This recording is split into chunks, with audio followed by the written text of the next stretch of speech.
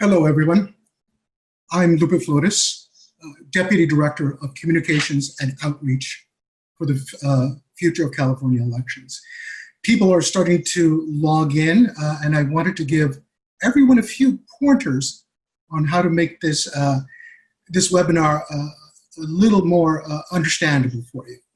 Voting in LA County's November general election, preparing the public.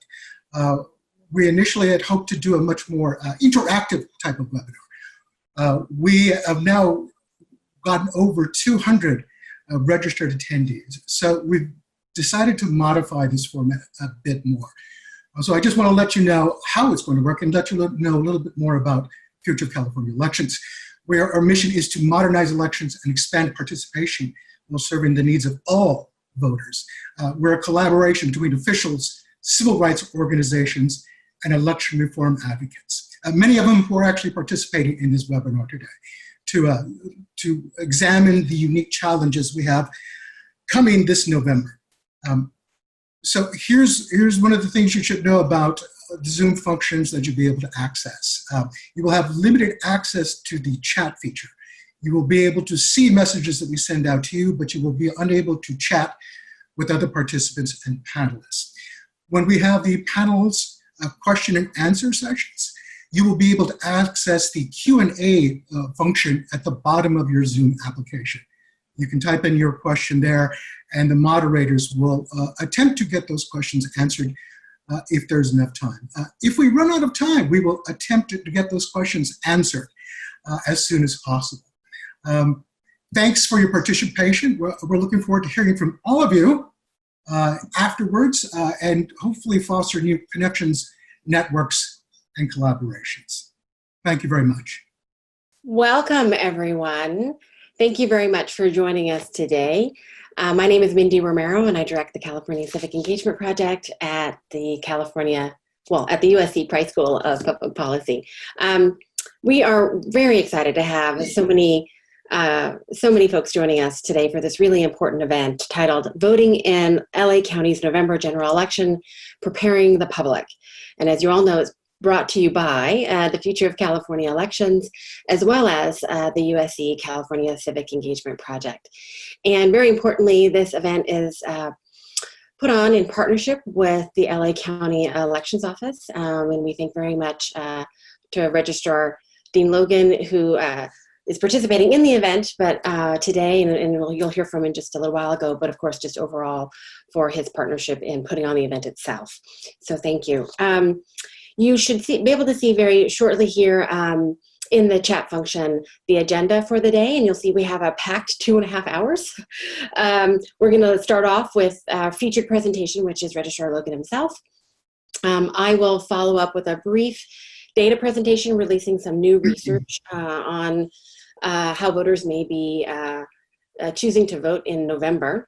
And then from there, we'll move into a panel presentation, which we're really excited to bring to you today, and hopefully you've seen the list of panelists. And then moving from there into a wider, broader network discussion, which we think will be a really rich conversation, even under our Zoom constraints. So, so thank you again, all of you for joining us. I'll say just a couple more brief words. If you're not familiar with the Future of California Elections, it is a nonpartisan network founded in late 2011 to address the unique challenges facing the state of California's election system through a cross-sector partnership model between nonprofits and election officials. And if you're not familiar with USC's California Civic Engagement Project, just in short, we're a research center at the USC Price School of Public Policy. And as our name suggests, we do research on voting behavior, civic engagement more broadly, do a lot of research around election reform, and our research, we try at least wherever possible to ground it very strongly in the work that is happening both on the side of election officials, but also with those that they partner with in communities and community advocates and voter rights groups and so forth. So our work is really aimed at informing all of those conversations. So thank you again. I'm going to turn it over to Lupe, my colleague at the Future of California Elections. Panelists, Dean Logan, Registrar-Recorder, County Clerk for Los Angeles County, California. Mr. Logan has been a steadfast partner of the Future California elections for some time now. He's actually appeared at every one of our physical events, physical conferences in the past, and this is his first appearance in a virtual event. He is in charge of what is the largest, most diverse local election jurisdiction that serves 5.4 million registered voters. Aside from the election administration, they handle property documents, vital records, civil marriage ceremonies, and business filings. Approximately 3,500 customers a day. Mr. Logan holds a degree in organizational leadership from Azusa Pacific University and an executive MPA from the Evans School of Public Policy and Governance at the University of Washington. He is immediate past president of the California Association of Clerks and Election Officials and a member of the board of directors for the National Elections Center. Additionally, he sits on the advisory boards for the MIT Election Data and Science Lab, Auburn University's Graduate Certificate in Election Administration, and the California State University Northridge Master of Public Administration program, where he also serves as a part-time instructor. Ladies and gentlemen, please welcome Mr. Dean Logan. Hi, everybody. Good afternoon.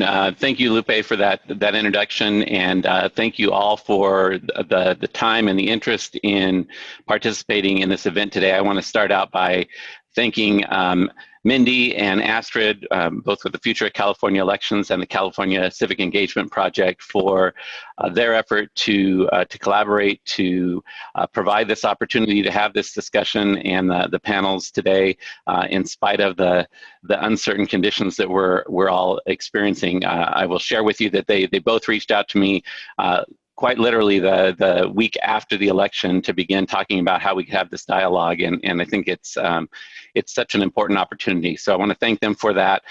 Thank all of you. I know there are many of you who partnered with us leading into the March election and the implementation of the Voting Solutions for All People project in Los Angeles County.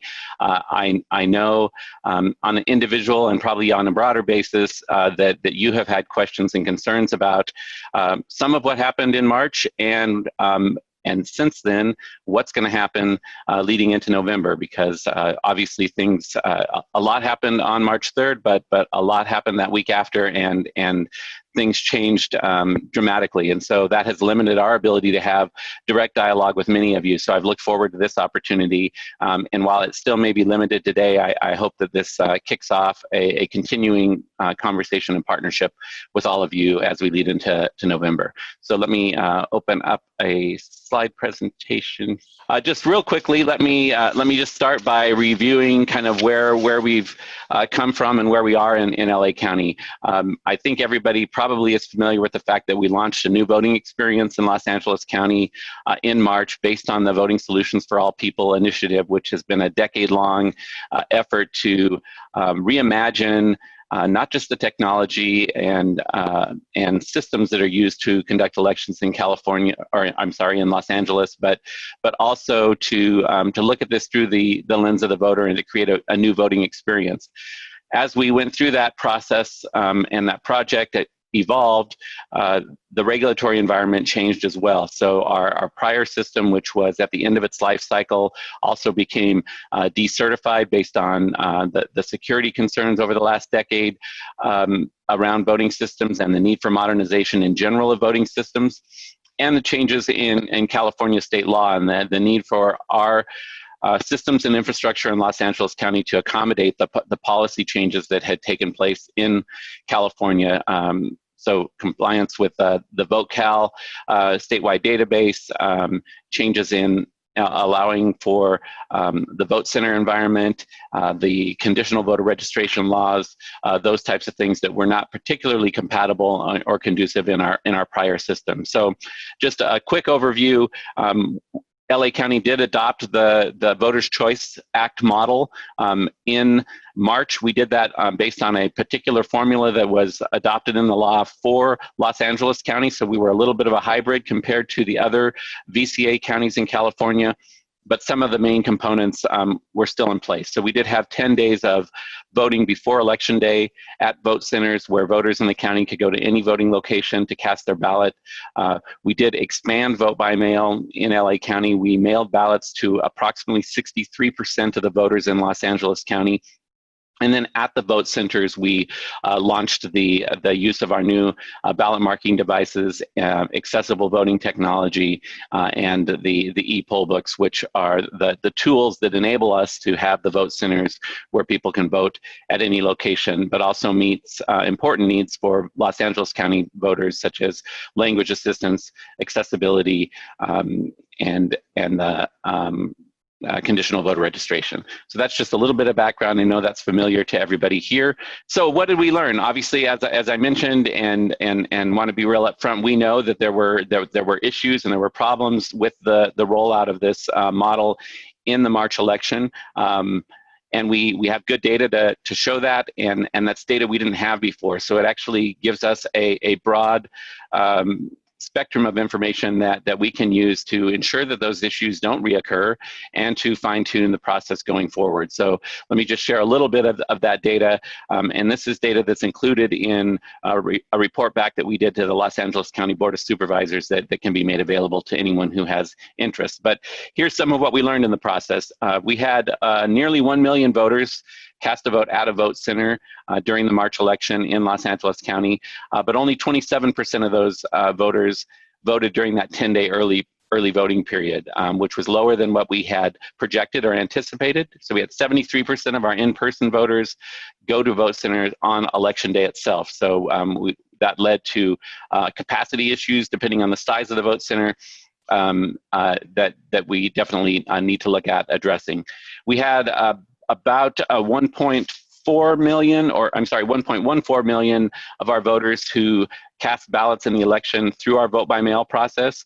Interestingly enough, to kind of flip back to the earlier part, of those 73% who voted on election day, 450,000 of those were voters who also had been mailed a vote by mail ballot. So that's interesting data to look at. We've sort of tried to dissect that from a number of spectrums, and of course things are going to be different in November given the public health situation that we're dealing with going forward.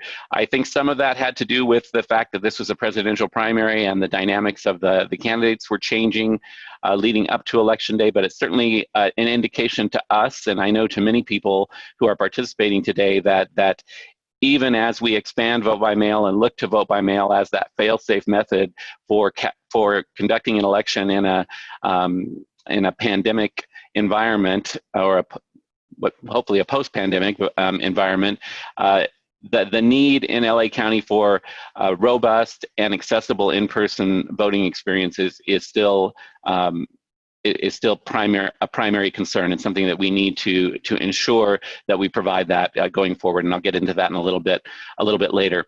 We did do a post-election survey on our own. We sent an email survey to about 27,000 voters who participated in the election. On the positive side, 70% of the respondents to that survey indicated that they did have a positive voting experience in Los Angeles County. Unfortunately, 20% indicated that they had a negative voting experience in LA County. That's probably the more important number for us because we need to focus on that. Obviously not an acceptable number, and raises concerns. A subset of that, 15% of the people who were surveyed indicated that they experienced excessive waiting times voting, and that was particularly, obviously, the voters who went to vote in person. In addition to that, Loyola Marymount conducted an exit poll survey, really good data there, with some really granular information from voters about their voting experience that will help us in improving.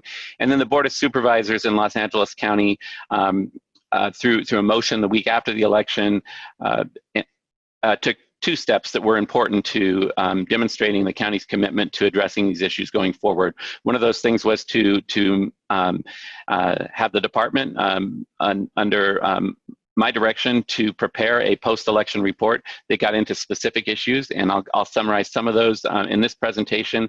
But in addition to that, we have worked, the county has worked with an independent third-party organization to look at our report and to validate our recommendations, but also to offer any additional recommendations that they may have. So there is some independence and oversight of that and of the data, and that process has been going constantly since right after the election. So we have a lot of good information and a lot of good direction. I think that the good news is all of that seems to be aligning. I think that the direction is clear, the needs and the issues that need to be addressed are clear, and there is a path forward in that regard. So what are those post-election key findings? So in our report to the board, we identified 47 specific actions or changes that needed to take place looking ahead to the November election. I should add that another part of the board's motion was in addition to the retroactive look at the March election, there was also a mandate to look forward at that time to the November election and to present a feasibility study for expanding to the full Voters' Choice Act model under California law, which includes mailing a ballot to every registered voter in Los Angeles County. That was a week or so ahead of when things started to change under the pandemic, so we had a little bit of a head start on that, and that led to the adoption of our board on April 28th of that model. So we do know for sure, and again, I'll talk more about this in a minute, that LA County will be mailing a ballot to every registered voter in the November election and in all subsequent elections going forward in LA County. So I'm going to cover 7 kind of key areas. I think they're the ones that are probably most relevant and most familiar. There's a lot of sub-issues in these, but for purposes of this presentation, I think these are really the most important ones. First and foremost, we know that there were excessive wait times on March 3rd, and those issues were related to technical issues with the systems that we had in place. Primarily those issues related to the electronic poll books that were used to check in voters. There were other issues associated with the size and capacity of the vote centers that we had secured for the election. Again, related to the poll pads, there was a usability feature for the election workers that they used to do the check-in of voters that was not streamlined and was not functioning the way it was intended to function.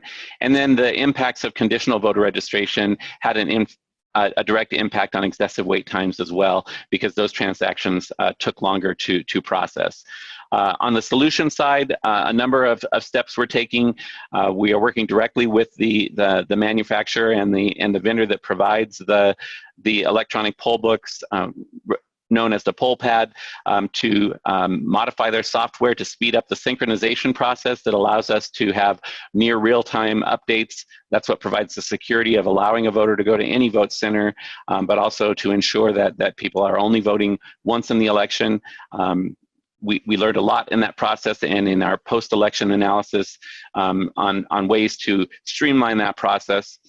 We're also going to make sure that there's a minimum of 5 poll pads that are deployed and connected and up and operating at all times. One of the things that we learned in the process in March is that in the early days of voting, where the volume was lower, sometimes those devices weren't turned on, and if they weren't turned on each day, then when they were powered up, it took longer to synchronize the data from the prior days of the election. So we want to be sure that those are all across the board, are all being synchronized on the same schedule.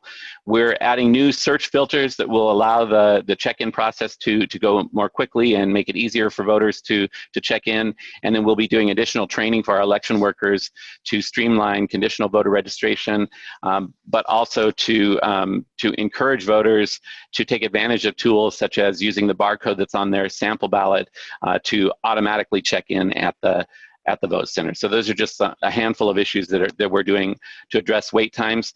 What's not listed here on this screen, but I want to emphasize, is we're also working with a number of different partners, including Caltech, on ways to measure wait times and to make that available to voters on a real-time basis. So a voter deciding to go to a vote center would actually have access to some data to indicate what the projected wait time or volume of people who might be at that particular vote center, and also to identify which vote centers have fewer people or a shorter wait period. Staffing at vote centers is another issue that we looked at very closely. We because of the compression leading into the election, our systems were not on par with what they needed to be for effectively managing the data, making sure that we had adequate staffing levels at vote centers, tracking who actually showed up to be at the vote centers, whether they had been trained, a number of just different logistical issues around that. That was also impacted by a delay in the finalizing and securing all of the vote centers for the election, and the size and allocation of those vote centers led to some places where we had understaffing and other places where we had overstaffing. So we need to be able to balance that, do load balancing on that, and make sure that we have a better tracking system for that. There were also some delays in getting information out to those election workers, and those are all being addressed through implementation of a new data management tool that is built and customized around election worker assignments and the model of vote centers that we're deploying in Los Angeles County. We're starting the vote center and election worker recruitment processes much earlier going into November. At the same time, though, we recognize that has probably become even more challenging given the pandemic conditions, where it will be more challenging to get agreement for facilities to open their doors for us to have a vote center, as well as election workers who may be a little more hesitant to work over a period of time given the pandemic conditions. So it's going to be important that we get a jump start on that, and that we develop more innovative programs to look at how we staff them and how we build those partnerships to get the vote centers. And we're in the process of doing those things right now. Election worker training, obviously a priority issue always in elections administration, and that certainly was the case here. We dealt with issues in March where the content of the training was changing on a real-time basis as we were leading up to the election, given the volume of people that needed to be trained, and the fact that some things were still developing in the procedures and even in legislation regarding how to handle conditional voter registration transactions leading up to literally the week before the election. And as a result of that, we had election workers who were recruited late in the process, maybe had not had complete training, and were not well versed on the use of the poll pad that led to some of the issues that we talked about. And as I mentioned, the conditional voter registration processes were not particularly well understood because we had some people who had been trained early in the process, but then the legislation changed leading up to the election. So there was some conflict and miscommunication around that.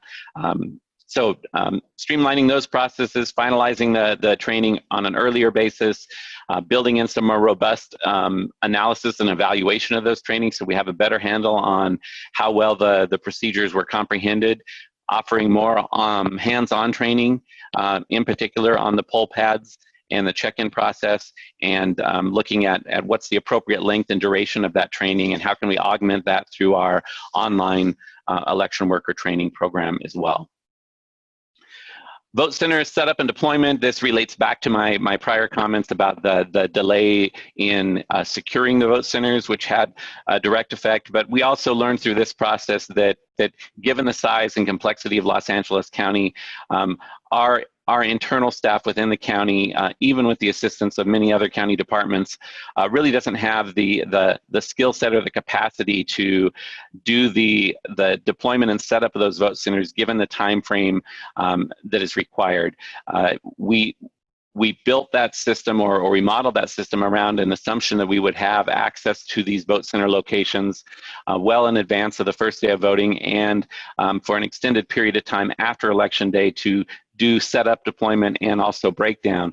The reality is that the types of places that are best positioned to serve as functional vote centers with the capacity that we need on election day are obviously locations where those facilities are in high demand. And so, it's very difficult to negotiate that lead time and that time after the election. So to compensate for that, we are going to contract out or outsource the deployment and setup of the vote centers. That will allow a higher capacity to do that in a shorter period of time before election day, and to break that down and get the equipment out of those locations after election day much faster than we were able to do in the primary. And that will also free up our staff to do the operations and to build the capacity for those things where we do have the critical skill sets and knowledge to support the election. Help desk call center for election workers and voters. This is another area where essentially a capacity issue, that a combination of a capacity issue and technology. We had a number of different call centers and help desks that were deployed or employed during the election, but they were disparate. So calls could come into any number of those places, and the nature of the call may not get to the subject matter expert that could help address that. So we're going to consolidate those so that the voter-facing call centers are all going into one system and tracked on a more streamlined basis. The calls coming in from election workers will go to a direct location, and then for our technical support, we're going to, again, outsource that to a third party that will not do the technical support, but that will log those calls and handle the dispatch of the field tech supports that will be out in the community and able to more quickly address the issues at the vote centers. We're also going to expand the number of field tech supports to at least a ratio of 1 tech support to every 2 vote centers, possibly even 1 to 1. We're doing an analysis of that right now. Ballot marking devices. This is one that we heard quite a bit about on election day and post-election day. The data shows that while there were issues with a number of ballot marking devices, most of those issues related to an identified faulty printer gear that occurred in a subset of the manufacturing process. So it didn't affect all units. It affected units that were manufactured on a particular thread or a number of days. That's been addressed. That's been corrected, and we also are adding new firmware to the devices that prevents or greatly decreases the likelihood of ballot jams on the entrance point when the voter first puts their blank ballot into the device. That is in testing and certification now, and we'll go through volume testing, so we have a high level of confidence that addresses that issue. But beyond that issue, the ballot marking devices, based on the data that we got back from voters and actually looking at the logs, actually performed fairly effectively at the vote centers, and voters indicated that once they were able to get to the ballot marking device and utilize it to mark their ballot, that they were very comfortable and pleased with the features of those devices. So a lot of that, I think, has to do with again getting things right on the front end.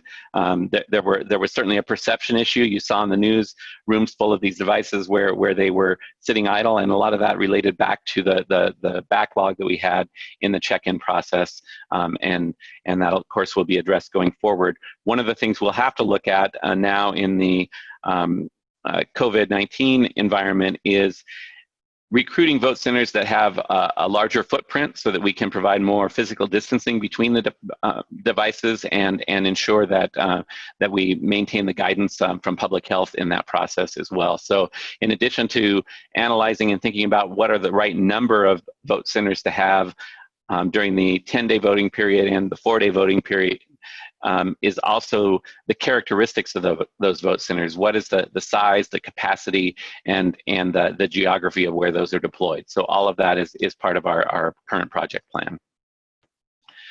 Final one I'll mention, and I think this was more of a transition or change in voting culture. There were issues raised about confusion from voters who did not understand that when you vote on the ballot marking device that you complete that voting process on the device, and that the voted ballot actually goes back into the secure ballot box that's attached to that device, rather than taking it back to a communal ballot box, which is what voters were accustomed to under the prior system. We are looking at a number of different ways to increase the visibility and the awareness of that process so that voters aren't confused by that, but also to emphasize the security and the usability features that are associated with having that ballot box on the ballot marking device. And that, again, relates back to the accessibility and privacy issues. And that was designed that way intentionally. So what we need to work on is the messaging, both when the voter goes through the check-in process, so they're oriented to that, but also the on-screen messaging to let them know what happens next in the process, and to help them work through that. So that's a summary, very high-level summary. Again, just a snapshot of over 47 specific actions or recommendations that we identified in our process, and we didn't do that in a vacuum. We did that with a lot of engagement with voters, election workers who worked in March, our stakeholder community, and again, a third-party validation of those recommendations, and that work is well underway as we move forward. So on top of that, as I mentioned at the beginning, the other thing that has changed since then is that we presented to the Board of Supervisors an implementation plan and a feasibility study of expanding vote by mail for the November general election, so that every voter in LA County will receive a vote by mail ballot.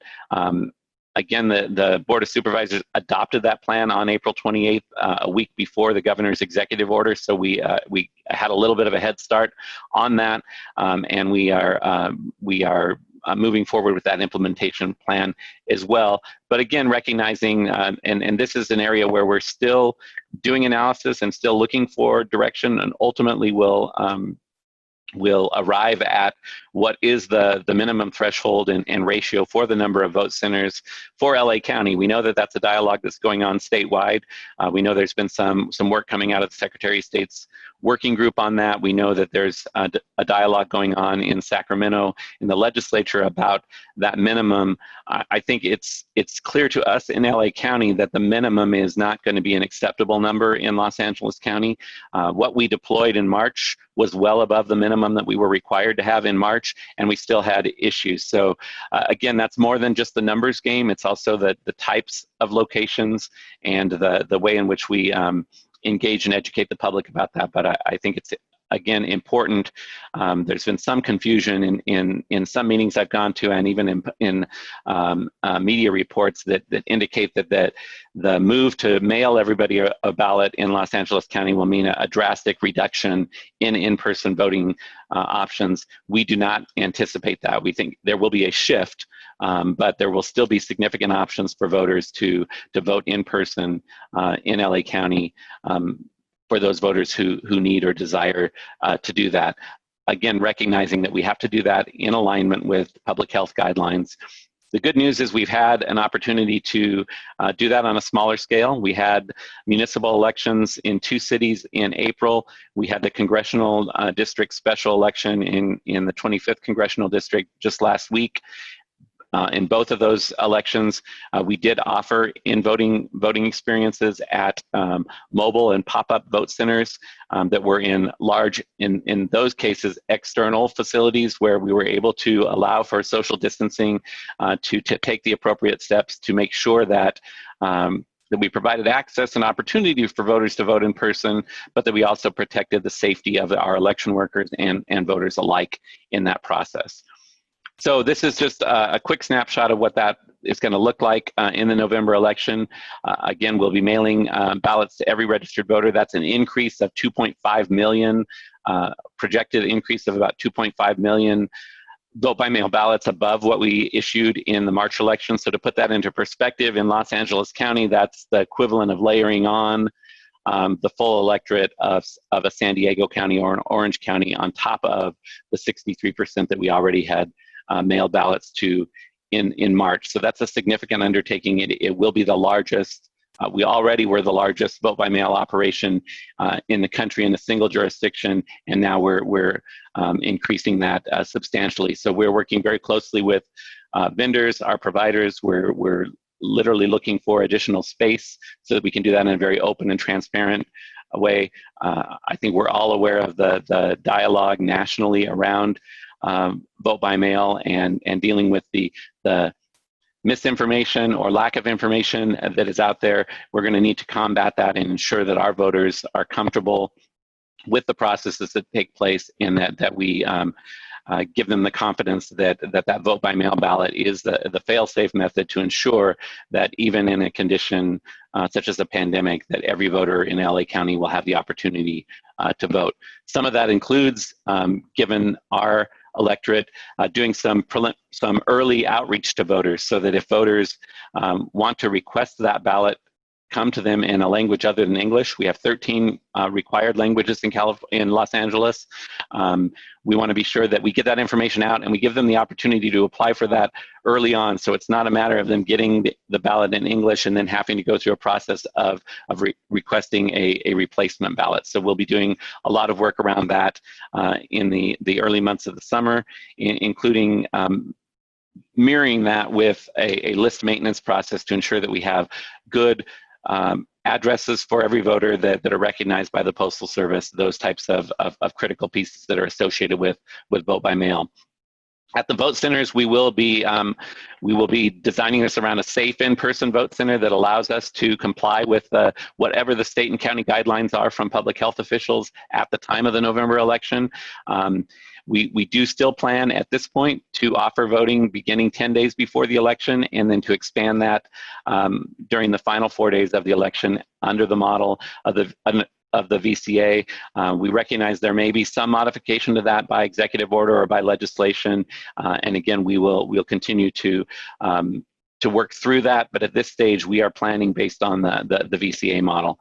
We will also be expanding the number of vote by mail drop boxes that are available in the county, and in particular emphasizing the permanent 24-hour, 7-day-a-week boxes that are available out in the community, so voters don't have to go into a building or into a place where other people are gathered in order to drop off their vote by mail ballot.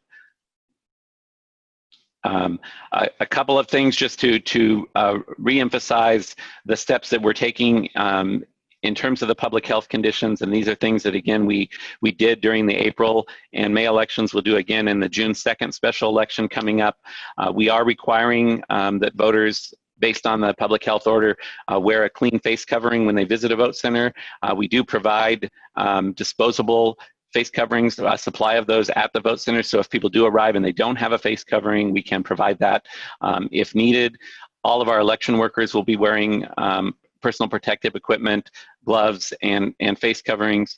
We will be enforcing social distancing, so we actually mark off the space using cones and tape to ensure that we maintain that social distancing.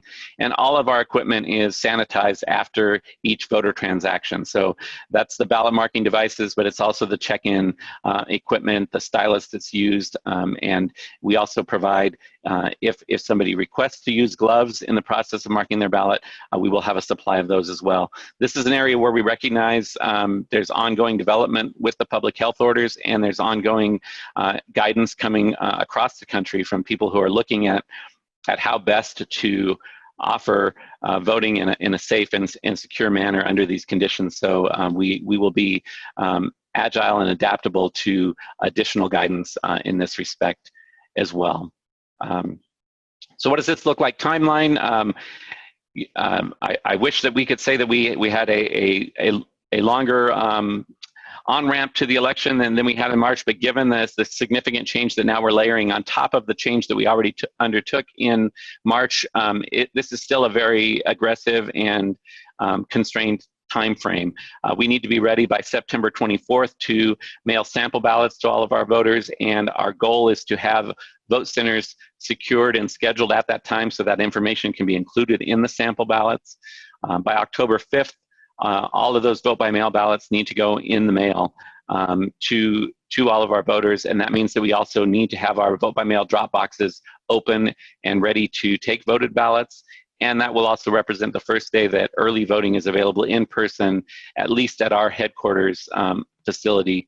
And then the official voter registration deadline is October 19th. We know with conditional voter registration that people can continue to register or change their registration after that date.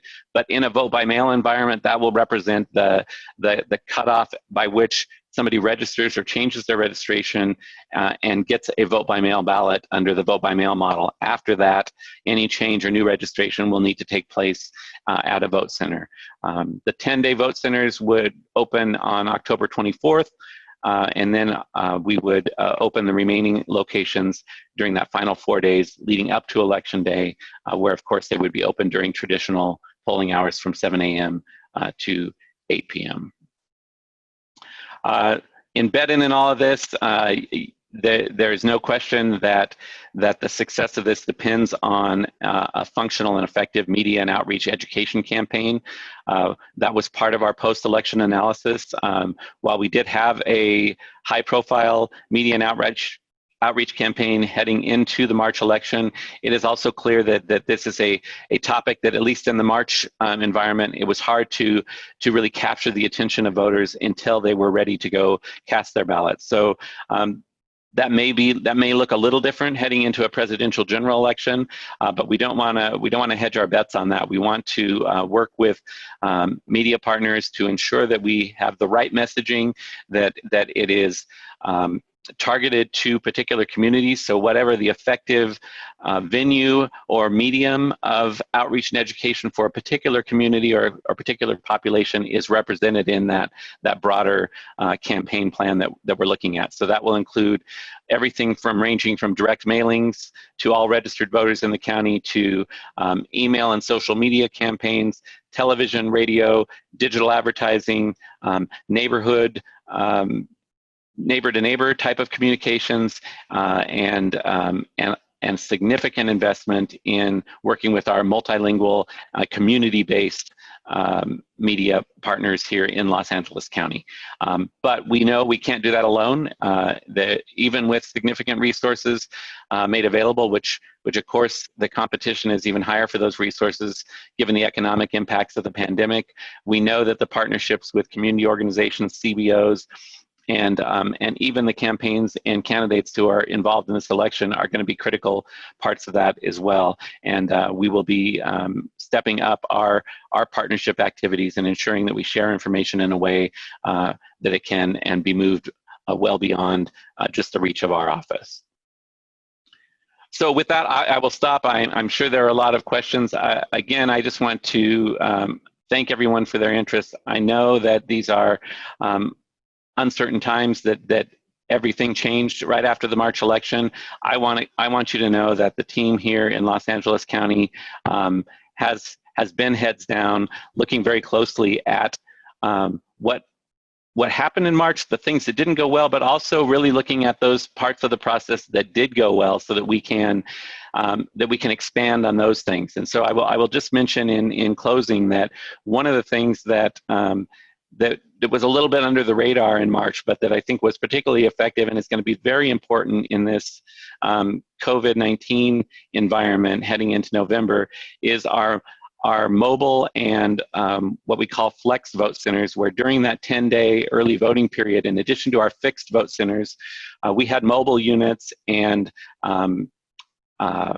what we call pop-up locations that we took out into the community, where we knew that there were populations that were harder to serve, or that would have more difficulty accessing the fixed locations. That really proved to be a very successful model, and one that was embraced by voters. And I know we have our partners from AltaMed who are on a panel later today. They were particularly pivotal in the success of that, what I would call a pilot project in the March election. So we are going to expand on that, recognizing that with the pandemic conditions, people are going to be hesitant about where they go and what type of large size gatherings might be happening in the community. So we want to look at things like, if people are going for other public services to a particular physical location, if we can co-locate a mobile vote center at that location, so that when they're already going out to get services that they need and their communities in need, that they also will have the opportunity to take advantage of going in and casting their ballots at that time as well. So we're excited about expanding that. We think it's going to be an important component to the kind of safe and secure element of the November election and moving forward. So again, thank you all, and I'm look forward to taking your questions. If we don't get to all of them today, I'll work closely with Astrid and Mindy to get a full listing of those, and if we can provide additional feedback, we're happy to do that. Great, and thanks, Dean. We do have a lot of questions, and thank you so much for your presentation. And we asked a lot of Dean today. We asked him to cover March, and then to also share with us what's going to be happening and what are the voting options for November. And so wanted to thank you, Dean, for getting through all of that. We do have a lot of questions, and we will certainly follow up to the ones we don't get to answer. So let me jump in. Hello, everyone. My name is Astrid Ochoa. I'm the Executive Director of Future of California Elections, and thank you for joining us today. So I have lots of questions, so I grouped a couple of them. And so some of the questions here are around recruiting election workers, recognizing that our traditional election workers are in the at-risk category. How do we, what strategies are you using to implement and recruit election workers for this fall? Yeah, great question, and one that's very much on our mind. Of course, looking at the demographics of our traditional election workers coming from, there are different categories of election workers. So we primarily have three broad categories of people who have served us as election workers in LA County. We have our community poll worker model. So that's sort of the traditional model that is best known throughout the state and throughout the country for working at polls. But we also have a very robust agreement within county government where county employees are deployed to work as election workers, and we also have a fairly effective student poll worker program that we want to expand on. So we're looking at all three of those things. I think you're right, Astrid, and in the question that in the community election worker category, the demographics of that, especially when we're looking for people who are going to work for multiple days, tends to skew towards the more vulnerable population under the public health orders, and we're going to have to address that to the best of our ability. So I think the way we do that is through partnerships, looking creatively at not just the same tried and true recruitment methods of cold calling or taking referrals, but actually partnering with organizations and looking at models where a particular organization, maybe it's a CBO, maybe it's we had a past example where law students from LMU did this. They actually take responsibility and become ambassadors for a particular vote center site and provide the staffing for that. We're going to be looking closely and watching what happens with our higher education and our school systems. If our universities and colleges and community colleges are still in an online learning environment in the fall, that may be an opportunity for us to capitalize on some unique partnerships to get some of those students to come out and to participate in this process. There's also discussion. The California Association of Clerks and Election Officials is encouraging the legislature to look at closing public schools and public universities and colleges during that final 4 days, that Friday before the election through Tuesday, and to encourage those public employees to become partners in working at election centers or voting centers in California. So we're at the table in those discussions as well. Great, and to your point, Dean, you were sharing the importance of partnerships, and there are many partners in LA County. What are some ways that you are using to connect and hear from voters, from former poll workers, I know I've talked to your staff of some of the outreach and survey work that you have done. Can you go ahead and let us know kind of how you're connecting with folks to get that input and to identify those partnerships? Sure. I mean, it's very important to do that, and it's been challenging to do that because of the Safer at Home initiative. So initially, what we've done is, and you heard in my presentation, some very high-level statistics from our survey of voters. We did similarly. We did surveys of election workers, so the people who worked as leads at vote centers, as well as the broader spectrum of election workers. So we have that data. We're compiling that. And there's a lot of good information in that. That's not enough. We know that we're going to have to continue to look at, really dig into the data. For instance, we'll be looking at things like where were the voters who voted in person likely to go? Did they go to the place closest to their home, or did they go further away from home? And what can we discern from that? And how can we get more information about that? Which were the types of vote centers that became log jammed because they were physically smaller, but they obviously were more appealing to a larger group of population. I think that's something we're looking closely at. Where did voters experience discomfort with the type of vote center? And so looking at areas, again, where even in a vote by mail environment where we're mailing everybody a vote by mail ballot, we know that there are areas of Los Angeles County, geographic communities as well as demographic communities, where there is a trust gap with the Postal Service, and there's a trust gap with confidence in voting by mail. And so we need to analyze that and be sure that we have even more robust in-person services in those areas, so that we compensate for that trust gap and try to bridge that. So. That's done through data analysis, but it's also going to be, again, I don't want to overuse the word, but it's so true, through partnerships of getting into those neighborhoods and communities and talking to the people who are working on a day-to-day basis in those communities, who can give us guidance on how best we can address those gaps and ensure that we meet those needs. Yeah, absolutely. And right now you made some references to voter behavior and where and when people choose to vote. And we know that when any jurisdiction has transitioned to a vote center model, the voting behavior shows, as you indicated in your presentation, that most people still show up on election day. So what are strategies that you all are considering to encourage either early voting or strategies to accommodate the fact that we know that people still show up on election day? Yeah, I think all of the above on that. I think we have to look at all of those things. As I mentioned, I think some of the dynamics will be different in November than they were in March. Because there is at least some level of increased knowledge now about the early voting process. We won't have the dynamic of the late changes in the candidate pool leading up to Election Day. And we now have this environment where at least a certain segment of our population, I think, are going to embrace that that spreading of the curve, right? So they're not going to want to wait and go at a time where they think there are going to be lots and lots of people. But I don't think we can count on that. I think what we know, even from these smaller special elections that have taken place here in LA County, as well as in other counties in the state, we know that from a campaign perspective, as you get closer to Election Day, the campaigns are going to continue to adapt their outreach campaigns, and literally on Election Day, I expect that the campaigns are going to, based on their data, their polling, are going to be driving people to get out and vote in those in-person voting locations. So we have to build the capacity for that. We have to have an environment that's scalable to that.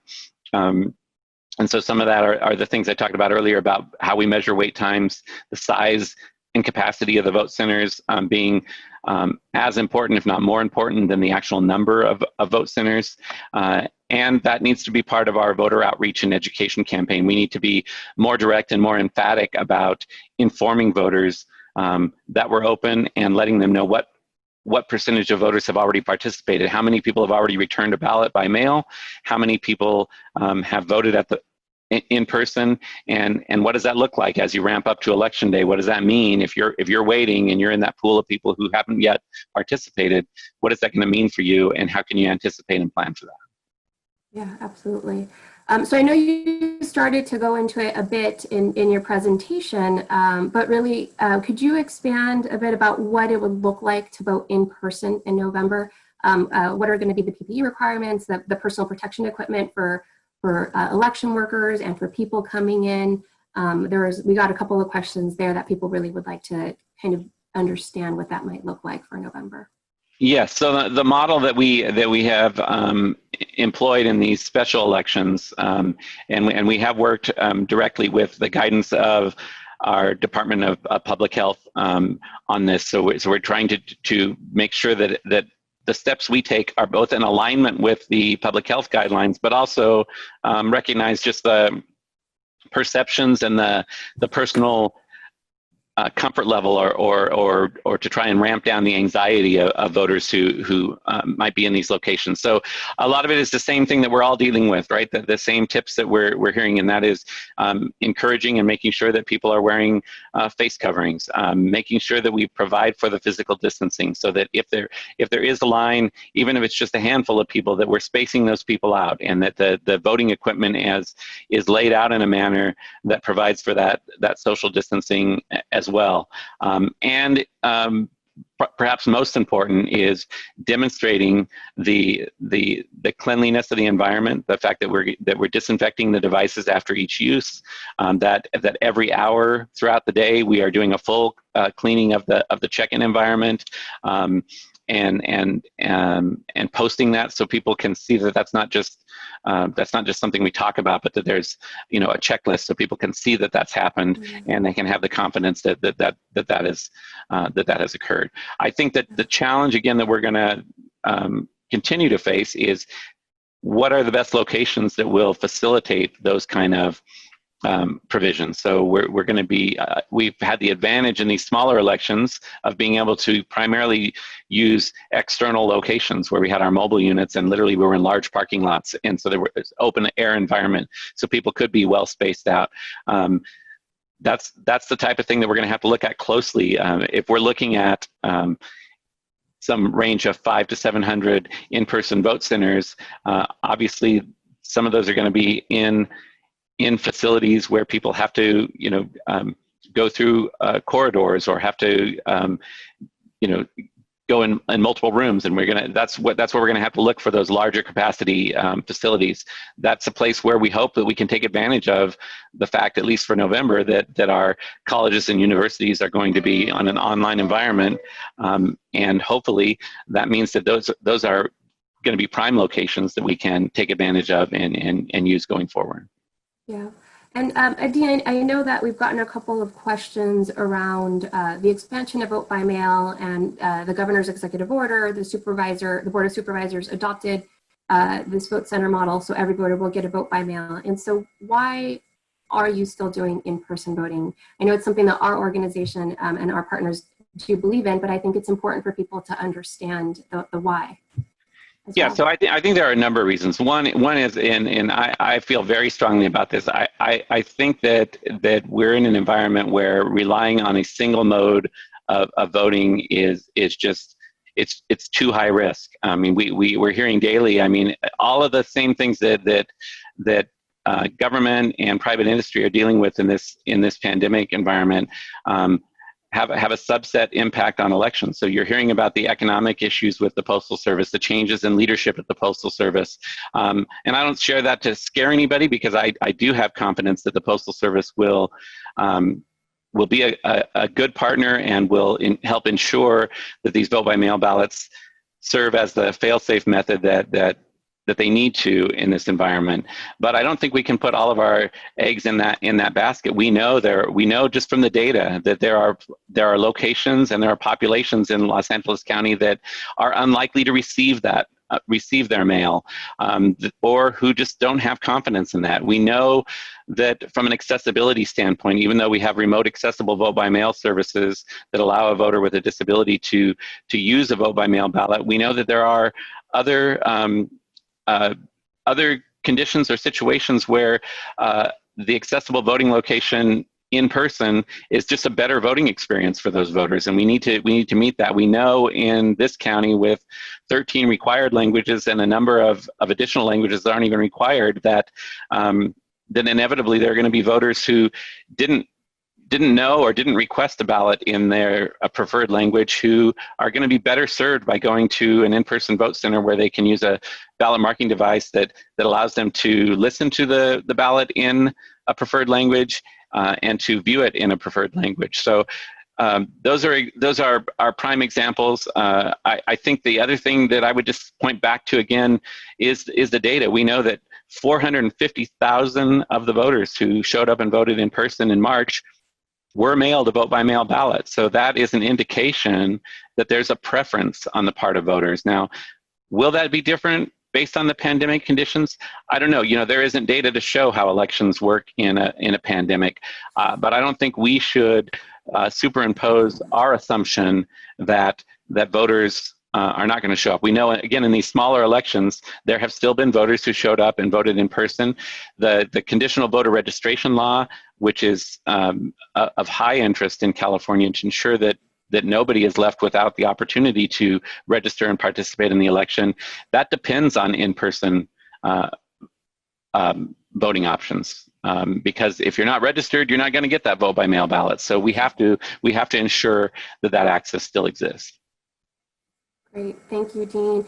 And just one question to close us out. And again, thank you for joining us. We know your schedule's tight. We had 30 plus questions come in, so we'll make sure to get those to your office to make sure that folks get answers to them.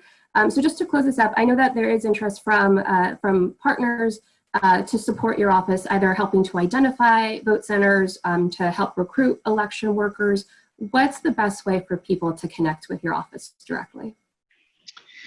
Sure, no, and we welcome that participation in that partnership. I think that the best way is probably to do that through existing networks. So if your organization is already connected with the VCA LA group or with the future California elections, that's a good way. I know Astrid, I can guarantee you that Astrid will share that information with us, and we'll continue to partner through that. But simply contacting me, I can put you in touch with our Government and Legislative Affairs division that monitors our outreach and education programs. And I would really say, think broadly about this and think creatively. What is the part of this where you or your organization can best contribute or can best inform us of information that we need to be successful in November? So yes, it's vote center recruitment. Yes, it's election center or voting center recruitment and selection, but it's also things about letting us know where there are people participating today who are much more knowledgeable about where those pockets are in our community, where there are those trust gaps, or where there are those unique situations where we have pockets of people who might have a particular language need, or who understand the intricacies of how public transit works for voters with accessibility needs. That's the kind of information and data that we need, and we need that early to ensure that we plan ahead for that. Thanks again, Dean, for taking time to join us today. We look forward to our continued partnership, and we will be posting the recording online as well, make it available to folks at the end. So appreciate your time. Thank you. And thank you and Mindy again for reaching out right away and helping to put this together, and for persevering through the conditions. I mean, it's amazing that you're able to put this together and we can have this many people participating. That bodes well for where we're heading towards November. So thank you. Yeah, we all have the shared goal right now. So thank you so much. All right, I'm going to go ahead and turn off our videos, and we'll pass it over to Mindy to continue the program. Thank you very much. And make sure that I'm unmuted. And I just want to say a personal thank you to Registrar Logan, to Dean for again participating in this and giving such a thorough overview of what happened in the primary, and most importantly where we're going forward. So we really greatly value this partnership today. So thank you. I'm going to jump in now and talk about some data. So a brand new study that I released with some partners at UC San Diego and UC Riverside. So the study itself, it's up on the screen now, is is actually, what I'm going to present today is actually highlights from a report that we're releasing to coincide with this event today. So you can, in a little while, we'll put it in the chat, you can visit a website for the newelectorate.org, and you can download the report that I'm going to provide highlights for, and welcome any questions once you view that. If you want to connect with me individually today, because of time, I'll just cover a little bit of that report. The title is How Do Californians Want to Cast Their Ballots During the COVID-19 Crisis? And my colleagues, so this is not a CCP or California Civic Engagement report. This is actually a report under a project called the New Electorate Study, with my colleagues at UC San Diego, specifically Thad Kauser, Mackenzie Lockhart, Seth Hill, Jennifer Marola of UC Riverside, and then of course myself. I'm just positioning things on the screen so I can see them a little bit better. Okay, next slide, please. So a little bit about our research approach. This is a very large sample. It's a representative survey, statewide survey of California eligible voters, so those are adult citizens. It was conducted online, but with a large enough sample to be representative by the state's largest racial and ethnic groups. It also allows us to delve into specific counties, in particular LA. And our goal really here is to understand, right, from this survey, public opinion around November election. So a number of sub areas that we talk about. So first and foremost, what method of voting do they at this point expect to be engaging in, by mail, in person, by dropping off a mail ballot, and so forth. And I'll talk about that in a moment. Their opinions around what method makes them feel more comfortable, what method makes them feel more confident that their ballot will be cast or actually counted. We ask about their preferences around and their comfort level around waiting in line at polling places, being a potential poll worker at a polling place or vote center. And we also ask them about some specific policy questions that are in play in California and nationally. So as I said, I'll get to some of that and highlight some of that today. It's a survey that was very recently fielded, April 8th through the 22nd. And what I'm going to talk about on the next slide here is just to say that all of these sub areas, all these subtopics that we talked about, we also employed in an experimental treatment. So we wanted to understand, under the environment of COVID, how that could be impacting people's opinions on all of those sub areas. So what we did is we randomly divided that very large 12,000 or so plus sample group into 3 groups. So we presented 2 of these groups with truthful summaries of the projections of 2 widely cited teams of scientists. One team projecting a peak of the public health crisis in the spring of 2020, so now. And another team projecting that its impact will peak in the fall. And these are common models from the University of Washington and the Imperial College of London, which many folks have heard. And then a third group didn't get any projections from us at all. So we didn't specifically highlight COVID. We asked these questions of them without presenting a scenario specific to COVID, if that makes sense. Next slide. I won't, for time, talk about these or read these specifically, but I want you to know that we did provide some good amount of detail around these 2 scenarios. And of course, if you read our report, we talk in great length around our methodology specific to these scenarios. Next slide. So how do Californians want to cast their own ballots in November? So just over half, 51.7%, said that they would prefer to vote by mailing in their ballot specifically. And the choices we gave them were mailing in their vote by mail ballot that's automatically sent to them. And of course, now we know that all ballots will be automatically sent, or sorry, mail ballots will be automatically sent to all voters in California. So 51% said that. We also gave them options though, with regard to not just mailing it, but do they prefer to drop off that vote by mail ballot at a drop box, or do they want to vote in person, either at a vote center or at an in-person traditional polling place? So another about 19% said that the most important option for them, their preference, was dropping off their vote by mail ballot at a drop box. And then at the same time, about 30% said that they wanted to vote in person at a voting site, whether it was a polling place or a vote center. Next slide, please. So I'm going to get into the treatments, experimental treatments, just a little bit here, and then I'll defer you to the paper for the rest of it. So breaking out that 51.7% that I said of all respondents who wanted to specifically send their ballot through the mail, that was the option that they preferred. It was a little different depending on the treatment that they got, the different scenarios that they got. So it was a little bit higher for those people that read the projections around the fall peak, that COVID would peak in the fall around election time. So that was 53.4%. It was about the same for folks that read the projections that it was going to peak in the spring now. And their preference was a little bit lower, right? A smaller number, a smaller percentage of respondents said they preferred to send their ballot through the mail. Those that didn't get any sort of projection reminder asked about COVID in that sense. Next slide. So I'm going to move away from the experimental treatments because in a very short presentation, it's hard to get into all of those details, but I just want you to know that all of this that I'm going to present going forward is for all respondents, regardless of what treatment they got. But if you want to see some of those differences, go to our report and we talk about it there. So now we do understand that there are preferences, there are differences in preferences by race, ethnicity in terms of what their preferred option was in November for casting their ballot. So again, this is everybody regardless of treatment. So by race, ethnicity, 54% of non-Latino whites said mailing in their ballot was their top option. 54% of Asian Americans, but 48% of African Americans and just about 48% of Latinos. So these differences suggest that if any voting options are made completely unavailable to eligible voters, that maybe there possibly could be some sort of disparate impact across groups. Next slide. And this is a bar chart just showing you exactly what I just showed you a moment ago, just visualizing it. 54%, again, what would be their most preferred way to cast a ballot, and this would be mailing it. 54% for white, 54% for Asian American, and less for a smaller percentage for African American and Latino. Next slide, please.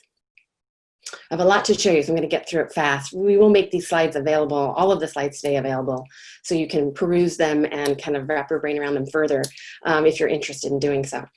When we asked specifically, would you vote if mailing a mail ballot was your only option? Would you vote if mail balloting was your only option? We did hear that 5% of African Americans said they would not vote if their only option was a mail ballot, regardless of how they would send that in, but just a mail ballot. 4.8% of Asian Americans said they would not vote if their only option was a vote by mail ballot. 3% of non-Latino whites and 2.3% of Latinos. Next slide. This is just visualizing what I just mentioned. So if you go to the far right, you see that won't vote set of data, the 3.3, the 5, the 2.3, and the 4.8 by race, ethnicity. Next slide.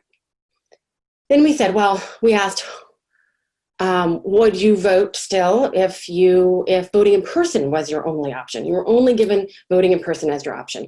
Here, 7.7% of non-Latino whites said they would not vote. 6% of Asian Americans, almost 6% of African Americans, and almost 5% of Latinos said they wouldn't vote if in person was their only option.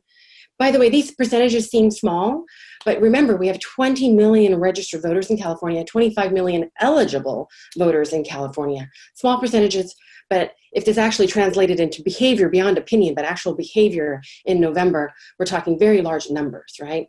Next slide. And I'm giving you statewide numbers, but we will be next week on our website posting an appendix that'll have data specific to LA County. Some of the numbers are different, especially by racial and ethnic groups, but the overall story in all of these slides are the same for LA, if you're wondering, and I want to make sure you know that. So personal preference on how to cast a ballot by race, ethnicity. So we're just going to break this out here visually. Again, 7.7%, 5.7%, 4.6%, and 6%. Next slide. Now we asked, what about their comfort level at polling places, with or without social distancing? So we asked eligible voters about their comfort levels with waiting in line at a polling place or working as a poll worker, either with or without social distancing implemented. Next slide, please. So half of those surveys said that they would be comfortable at a polling place waiting in line that did not implement social distancing. So half said they would be comfortable if it didn't implement social distancing. Just shy of 36% of respondents overall said they would feel comfortable being a poll worker in a polling place without social distancing. We didn't ask them if they actually wanted to be a poll worker or not, but just as if would they feel comfortable. But comfort levels were much higher when we said that that polling place would adhere to social distancing protocol. So the comfort level for waiting in line jumped from half to 68.7%, and the comfort level for working at a polling place jumped from 36% to 47.4%. Again, when we said that social distancing protocol would be adhered to. Next slide. This is just breaking it out by race ethnicity. So just to say that comfort levels, this is specific, again, would they be comfortable waiting in line in a polling place if there were no social distancing measures implemented? And we said about half for everybody, if you remember a moment ago. Just to show you that there are pretty significant differences by race ethnicity. Latinos, 62% would be comfortable. Asian Americans, 36% said they would not be comfortable. 46% for African American and white. Non-Latino, next slide, please. But if we said, you know, would you be comfortable waiting in line, which we did ask, for a polling place that was configured, right, for social distancing guidelines? Again, across the board, there's differences by race ethnicity, but across the board, everyone increased quite substantially in their comfort level when they heard that there would be social distancing protocols in place. Next slide. Okay, now this is poll worker. Again, just breaking out what I showed you a moment ago on those other slides. This is, would you be willing to work as a polling place worker if there were no social distancing measures put in place?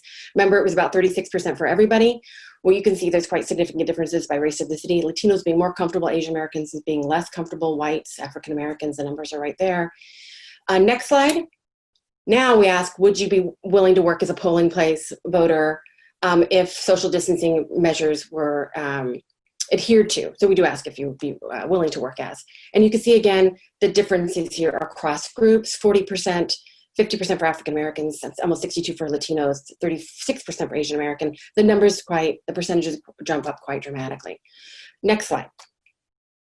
And again, I'm just giving you some general highlights here. There's much more in the report that I think might be of interest to many of you. So overall, a strong majority of California's eligible electorate, eligible voters, according to our survey, would prefer to cast a ballot by mail in November's election. But not all Californians favor this option. And we say option here kind of loosely because there are real reasons why people, right, choose to vote in person versus voting, real barriers for many groups versus voting by mail.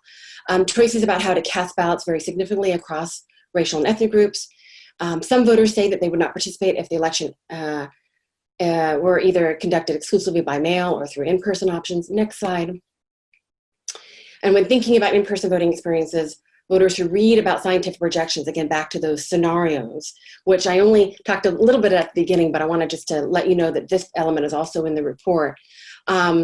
Their comfort level about waiting in line at a polling place or being a poll worker also was impacted by the scenarios that they were presented around, again, fall or spring peak.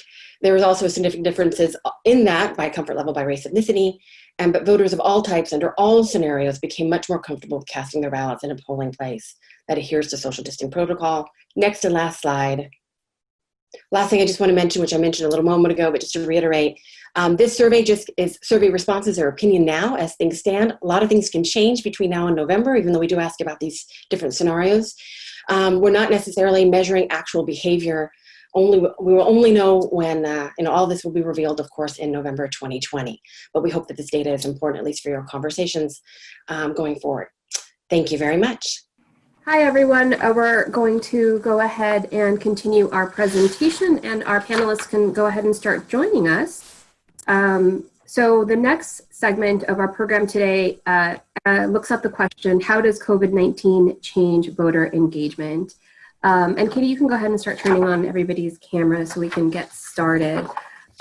So we have a great panel of experts. As we all know and heard, voting is changing in LA County. I can say changing again because we changed in March and now we're changing again. And so voter engagement has to change as well, given not just the new options for voting that are going to be available with everybody getting a vote by mail ballot, but also given our COVID-19 reality. And as we've heard, and we know it takes partnerships to make all of that happen. And we know from research that voter outreach to be successful takes multiple touches and contacts. And so our panel today is going to talk about the opportunities and the challenges to ensuring voter safety and what are the voting options. They're going to share about what they did for March and how they're going to be adapting their strategies for November. So I wanted to thank you guys for joining us. We have Jenny Carreon, Assistant Vice President for Civic Engagement in Altamed, and also Kirk Samuels, Director of Civic Engagement for Community Coalition. And we have a third panelist who will be joining us briefly, Wilma Franco, Executive Director of the Southeast LA Collaborative. So we're gonna go ahead and start, and I'll do a brief bio before each speaker. So let me go ahead and Jenny's gonna kick off our panel. And hey, Wilma. Jenny has worked with Altamed in various phases of civic engagement and community power building initiatives. As you all may know, Altamed delivers 1 million annual patient visits through its 50 sites in Los Angeles and Orange County.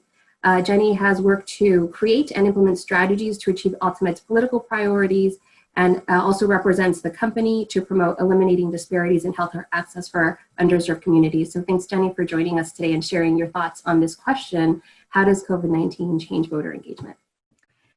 Thank you, Astrid, and hello to our fellow policy leaders in this field. I'm going to start off with our PowerPoint presentation that we have.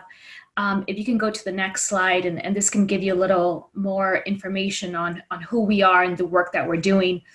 Altamed has been the nation's largest community health center, and we've been operating in chronically medically underserved communities for close to 50 years. We started as a social justice movement, through the social justice movement. So ground organizing and empowering our community is something that's very part of our DNA. We decided to step things up about 5 years ago and do integrated voter engagement, and developed a actually comprehensive Get Out the Vote campaign that moves from just voter registration to actually having voter engagement in every aspect of the work that we do when patients visit us. And we did this for the simple reason that eliminating healthcare disparities is a priority of our organization. And we know that giving someone medicine is not going to keep them healthy, and it's not the only thing that they need as a community for us to get stronger and really change the power dynamics. Next slide. I want to talk briefly about some of the work that we did. And in 2018, we contacted over 65,000 of our low propensity voters. Now, we did low propensity voters because most campaigns and parties and elections target high propensity voters, probably like those of us listening today. So we target low propensity voters, and many of them all are patients. And what we see is that when we take time to walk our community members through the process, they are interested in this process. They are excited about voting, and they're also interested in changing the power dynamics that are so prevalent in our community. Next slide. We also did a lot of social media work, and we had several engagements. Close to 23,000 of our patients were engaged through social media. Next slide. Throughout all of our clinics, and especially right now that we're thinking about COVID-19, our work specifically, because we're a healthcare organization, is still happening. So we haven't closed our doors. We're still open to servicing everyone that needs our support in our community, especially with any COVID-19 testing. So at all of our clinics, once you walk into the door, there's information there about the election. There's commercials playing. People are aware, our nurses and our medical staff is wearing census pins or election pins, and there's different messages at different stations of a patient's visit that talks to him about the election. We were able to see over 1 million impressions with all of this work that we did. Next slide. These are some of the results that we saw in some of our highest achieving precincts. So in Southgate, for example, we saw a 300% increase from 2004. And while that's something that we should be very impressed about, the registered voters in that specific precinct is 1,178. So there's still a lot of work for us to do in this arena. One of the things that we noticed is that when we were knocking on people's doors, no one even knew there was an election. we're absolutely targeting community members that nobody else is talking to. And not more importantly, people are actually opening the doors to us. We have, we have hats on that says Altamed. We have shirts on that say Altamed. So when we knock on someone's door, they're like, "Oh, you're here from my doctor's office." We're saying, "Yes, we're here from your doctor's office." And your doctor says hello. Your doctor wanted to make sure everything is going well with you. But more importantly, your doctor wanted to let you know what this election is about and how important it is that you get out to vote. And, they're having us come inside the house, get un cafecito. And it's been really a remarkable experience. I've been a political strategist for close to 18 years, and I've been running several campaigns. And at first, when I was getting the numbers of responses that we were getting when we started this work at Altamed, they were just so high. And it really clicked that being a trusted messenger, as what we're seeing with our other panelists today, is really the key to engage our community. Next slide. And one of the most exciting things that happened, and I want to give a shout out to our manager, Cynthia Romo, was having vote centers. So Altamed was chosen to have vote centers at 9 of our locations. And these were locations where our PACE locations for our senior population, where they were going to see their doctors, so they had to wait there for a while. And while they were waiting there, they were able to vote. And it just changed the whole dynamic of our experience. It really was a huge win for us. There was 49 vote centers throughout the county, and I just want to congratulate the county for this work. And we're really proud that out of all of the 49 vote centers, we had the most voters turn out at Altamed. And that's something that we take very seriously, and we are very proud of that work. Just institutionally, I have to say that there were some logistical ideas and challenges that we had to overcome. As an organization, having to protect patient data and HIPAA and all of our most vulnerable patient information, we had to follow a lot of regulations. But with the results that we had, it really was a game changer for us. Next slide. These are some of our seniors. There was a lot of articles that followed them and spoke to them about why they were so excited. And several of them mentioned they've been registered to vote for several years, but no one had ever taken them to their polling location, or they didn't know how to do it, or this iPad, they don't even know how to maneuver an iPad. And the fact that it was at our location, a place that's been in the community for 50 years, that they know it's a trusted messenger and trusted organization for them as a service provider, they really felt comfortable voting. And our lines were huge, but we were very excited about that. We're very excited to be servicing that, and we look forward to working with the county in expanding not just the locations, but the amount of days, because we just had 1 day per each location. And we think in order to really get more folks to vote, especially during COVID-19, where we are our staff are medical experts, so they understand about social distancing and all of the PPE that's going to be required, and how we're going to be able to keep everybody safe, not just our internal staff, but also our patients and our future voters safe. Next slide. This was at our corporate office, and we also did voting at our corporate office. Altamed hires, we have 35,000 staff, and 92% of them are from the service area that we work in. So it was really exciting to also see management and all of our corporate staff voting, and they were just so impressed that they were able to vote from work. And that's something I would definitely encourage any organization that has capacity to host one of these. It was a really great experience for our staff. Next slide. The key takeaways from our flex voting: we had 455 people that voted, many of them for the first time, many of them immigrants, all of them from chronically medically underserved communities. And we were able to do this because we were able to leverage that we're a trusted messenger, and we had strong support from our staff that now really believe in this model. Next slide. With this happening, we're also working on now that the primary election is over. We're also now working on census, even though this is still we're also ramping up for the election. But as of date, we've spoken to over 1.1 million homes, households, and we talked to 53,000 people. 52 of them have already mentioned that they filled out the census, but we still have a long way to go. So we're doing a lot of texting and continuing the civic engagement work. Next slide. This is some of our information that's available on our website about the election and census. The important thing that we wanted to do as a trusted messenger is create information and materials that can be replicated, because other health centers may not have the information available to them. So we have talking points, we have posters, we have pins, you name it. It's all on our website, and you can very easily add your logo and use it as you wish, because in order to really change the power dynamics in our community, we're going to need all health centers and community nonprofits to work together in this. Next slide.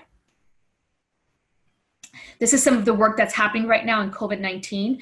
Even though we have stopped a lot of our work, we have moved everything outdoors. So now everything is happening outdoor at our evaluation centers, and people are being talked to about the election and the census. And next slide. And to close, I want to invite everyone to download our app, My Vote, My Health. You can find it very easily. This will keep you informed with all the work that we're doing around the election and just civic engagement generally. And we look forward to working with you all. Thank you for having me. Thanks, Jenny, for that overview. And let's move on to our next presenter. Kirk Samuels, Director of Civic Engagement for Community Coalition. Community Coalition works to transform the social and economic conditions in South LA by building a community institution that involves thousands in creating and influencing change in public policy. Kirk is responsible for developing and implementing outreach strategies that inform and motivate residents of South LA. So thank you, Kirk, for joining us, and we look forward to learning from your strategies. Thank you, Astrid, for that introduction. All right, so yes, Community Coalition. Let me tell you a little bit about my organization and some of the work we're doing around the elections here in 2020. Okay, well, I'll just say, so Community Coalition, we were created in 1990 in response to the crack epidemic that hit South Los Angeles. So actually, Congressmember Karen Bass, well, now today, Congressmember Karen Bass is our founding member, and through the campaigns that she launched through community organizing, we were able to have a response to the crack epidemic and actually shut down over 200 liquor stores. So going forward from that space, we actually did work in high schools. We did a lot of different work around public policy. So this is how we got into the integrated voter engagement that you see in front of you. All right. So integrated voter engagement, I just want to kind of unpack that and discuss what do we mean when we say integrated voter engagement. So firstly, this is a multi-year strategy to increase the voter participation of folks most impacted. So just specifically speaking, our people. We engage people year round to build relationships, educate them on issues, and motivate them to get involved. So usually when a campaign is doing outreach, they'll show up once every 4 years to speak with the voters in our community, and then you kind of never hear from them again. So what we wanted to do is make sure that we're engaging our residents, not only during election cycles, but also outside of election cycles, so that they're in the loop and that they have the right popular education to make an informed vote. We work to involve people beyond voting. So once again, it's not just mobilizing somebody to the ballot box, but it's actually keeping them on ramped into the campaigns, the community events, and the other organizing we're doing on a local level. Excuse me. And it's led by local community-based organizations. So they have a deep root and embrace IVE as a core part of their organizing strategy and ongoing work. And we develop grassroots leaders who help lead the organizing. So once again, from these grassroots efforts, we're able to develop our residents into real leaders in their community where they can act as a hub of information for their neighbors. They're also doing levels of lobbying and going to hearings and just really getting engaged in the civic process. And we use the use of voter engagement technology and database to increase the scale and systematic tracking and analysis of our voter engagement. So I just know specifically for me, when I first started out doing outreach, I was always using a clipboard and a paper. And now Fast forward a few years, everything is digitized, where we're using tablets to record data and share information using Google spreadsheets. So as the field change, we want to make sure that we're optimizing the best technology possible so we can have the most up-to-date results. Yeah, discussing our voting efforts here in 2020. This past March, when VCA was first implemented in LA County, we were able to contact almost 22,000 voters, and we actually mobilized 140 volunteers to participate in this outreach. So going back to what I stated earlier, having volunteers, having grassroots leaders be part of this campaign is something that's very important and valued by us, because we believe it's our community that should inform and direct the policy. We held 4 community solidarity events. This is a great place to cultivate leadership and cultivate let's say like a pep rally kind of atmosphere for the upcoming election, so we can have the highest turnout possible. And then something that was implemented this time, which actually came in really key, was the vote center oversight. So speaking specifically when it comes to South Los Angeles, and I believe some of our the presenter said this earlier, there's a large portion of South Los Angeles voters who prefer to vote in person as opposed to voting by mail. So a lot of people have been going to the same polling places for years and years. So with the closure of a lot of these polling places and transitioning them to vote centers, a lot of our voters were confused. They were going to the old place only to find it being empty, and then not knowing where to go vote or not knowing where the closest voting center is. There's also a digital divide that's happening in our community, where a lot of our elder seniors don't have access to high-speed internet. So that presented an issue.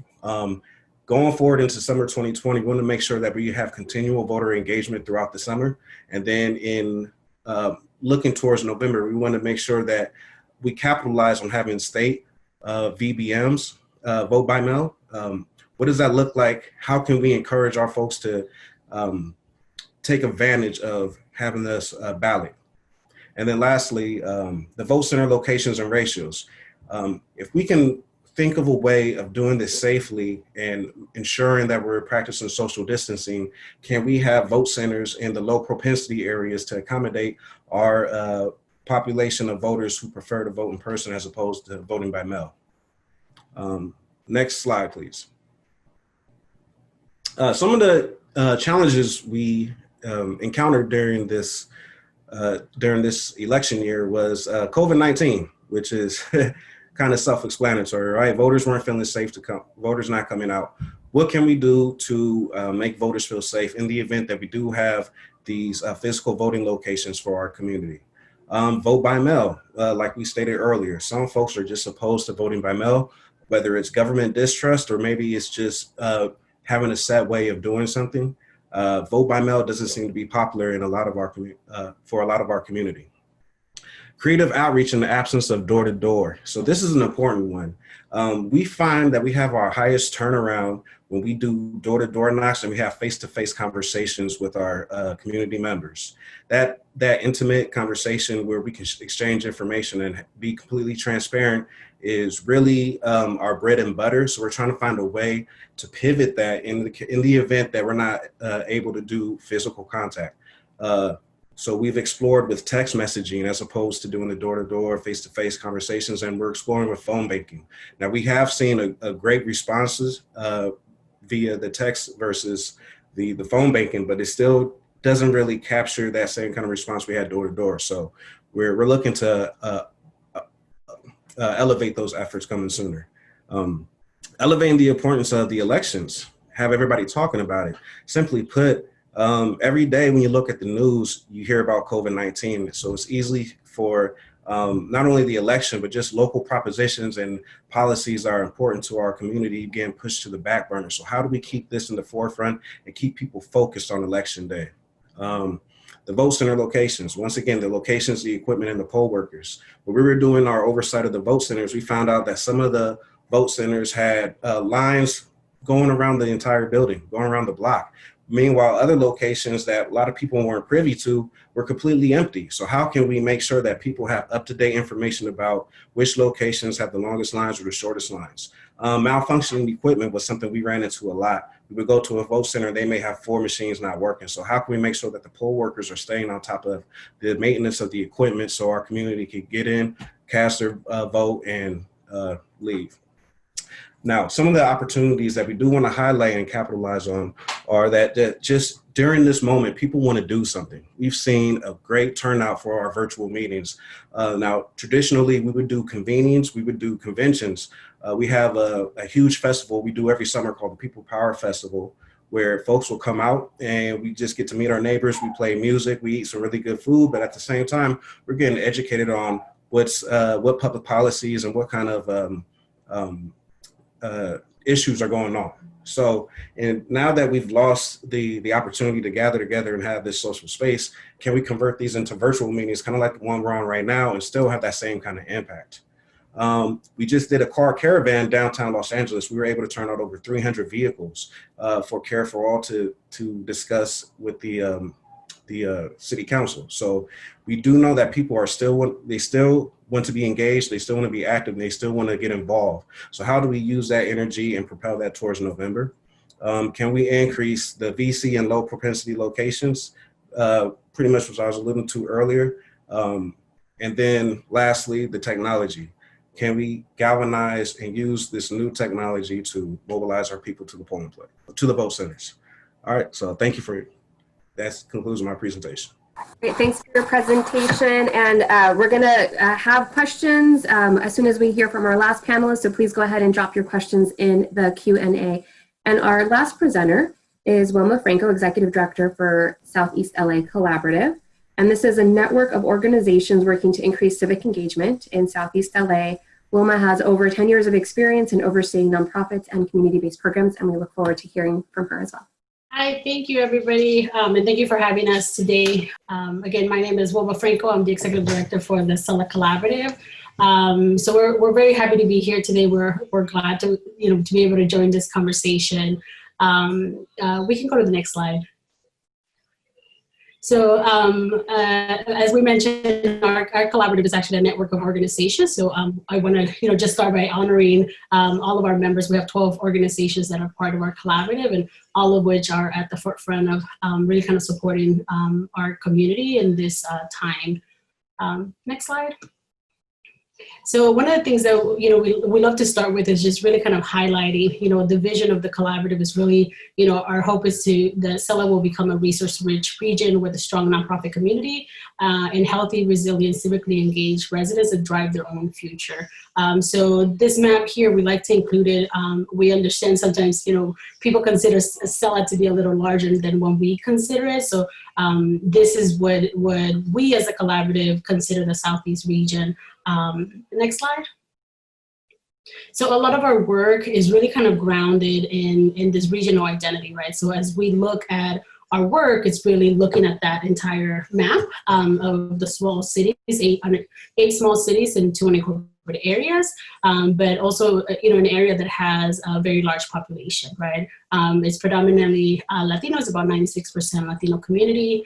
And then there's 3 specific areas that we focus on: nonprofit capacity building, civic engagement, and data-driven research. And for us, data is something that we utilize to really ensure that our decisions and how we do and execute the work is grounded on data, both from the community and from different stakeholders, and really kind of enhancing our network. Next slide. So, as we were thinking of this question that was posed to us, I think, one of the things that I began to really kind of think about was, it's really going to take new ways of reaching our community, engaging our community, and empowering our community. And the best way that I can really kind of, present this information was in some of the work that we're doing around our census work. So you can go next. As we as a collaborative, you can hit next slide. Thank you.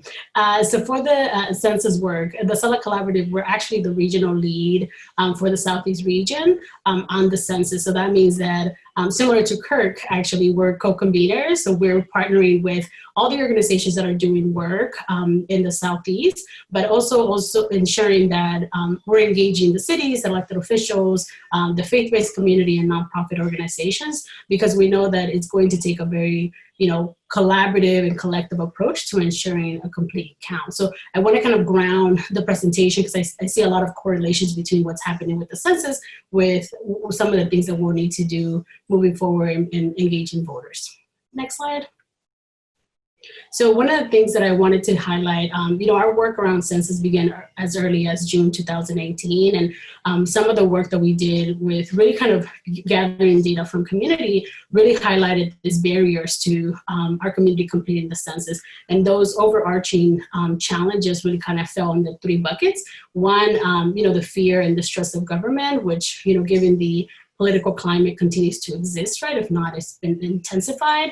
Lack of access to technology. A lot of this was in response to the fact that the census would be, for the first time, electronic, right?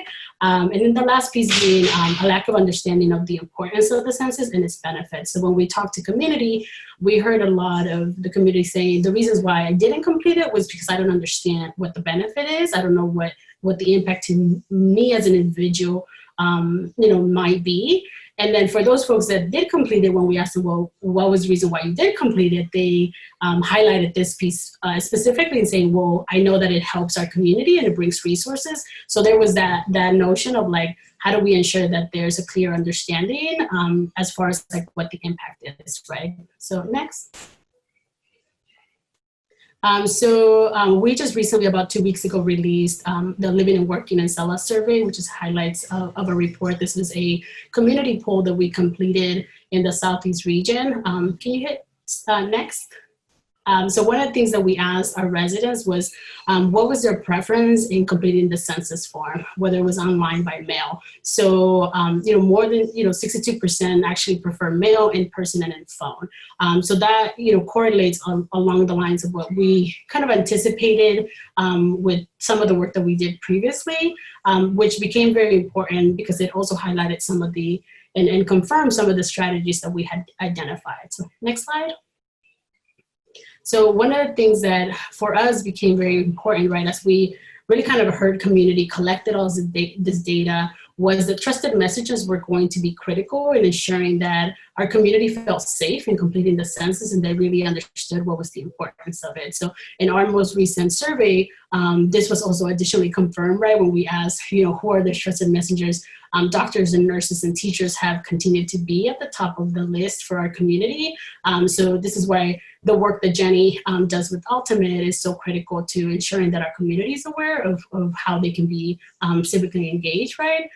Additionally, I think one of the pieces that is not highlighted here, but we knew from previous conversations and data gathering with community, was that youth and family members play a huge role as well in ensuring that our community can complete the census or can engage in different type of civic activity, right? Because of that, I think part of the rationale around the messaging piece was also critical, like ensuring that when we talked about the census, that we made sure that it wasn't just saying, it's important for you to complete the census because, it impacts the electoral vote. Well, that's not something that is going to make that big of a emotional reaction for someone that their interest is like, well, I need resources for school, or my children are struggling, or, those type of messaging, right? So how do we make it applicable to the daily lives of our community? And then the last piece for us was access to computers and support. So can you hit next, please? And so early on, and in partnership, and I love to highlight the fact that as the co-conveners, right, we're partnering with all these different organizations. And one of the things that we did was with all of our colleagues and all of our CBO partners, we identified this top 4 outreach activities ranked by popularity. So as you can, you look at this list, and a lot of it is that face-to-face, like events, conversations, like door-to-door, digital media. Like, how do you also have community assistance centers? But then COVID hits, right? And can you hit next? And what we found was that once COVID came into really kind of changed everything for us, all of the strategies that we had identified were now no longer viable, right? We were no longer able to do these activities. All of our plans, all of our colleagues' plans went out the door, and it really kind of highlighted the only things we have left are this digital media outreach, but also phone banking, right? So this is, again, the work that Clerk and Jenny have been doing around phone banking and really kind of reaching community is critical in ensuring that we have an impact, right? So next slide. So if you've ever attended one of our meetings, you know that we love montage. We love to celebrate all of the colleagues' work. So this was actually an animated, so I would need you to just keep kicking necks on this one. So some of the things that we saw was that as our plans shifted, so did the strategies and the creativeness around all of our colleagues, right? So there were things like raffles, memes, specific virtual events for targeting specific community, right? How do you reach the congregations? Because we knew that the faith-based community also plays a role in ensuring that there's that clear message to community that is safe for you to complete the census, right? You can click next. There's a few other. Then there was also, people creating videos, right? How do you make this more friendly? How do you kind of continue to send that message for folks? And then, as our partners continue to be at the front line and supporting with COVID, taking every opportunity that we had to really include the census as a message that consistently is being put forward, to continue to remind folks while being sensitive to the fact that there's a lot of need in our community and that our communities are struggling. And then more recently, I think some of the more creative ways that, we've, kind of all come together is around this, census caravans, right? So how do we work together? How do we, throw a party while we're driving and continue to, kind of keep social distancing and ensure that our community is still hearing about the census, right? And that they completed. So I think for me, the biggest takeaways here and the reason why I wanted to kind of ground this work on the census is because there's a lot for us to learn from this, new strategies and how our colleagues and a lot of the CBOs that are doing the census work have had to shift their strategies. So I think in order, and as we think about voter engagement, post-COVID, it's going to really take this multidimensional innovative approach. So if we know, for example, that a lot of our Latino community uses WhatsApp for a lot of things, right? How do we run a campaign through that, right? How do we still reach community through that? Is that something that some of us can come together and try to figure out, right? And I think a lot of that is happening now.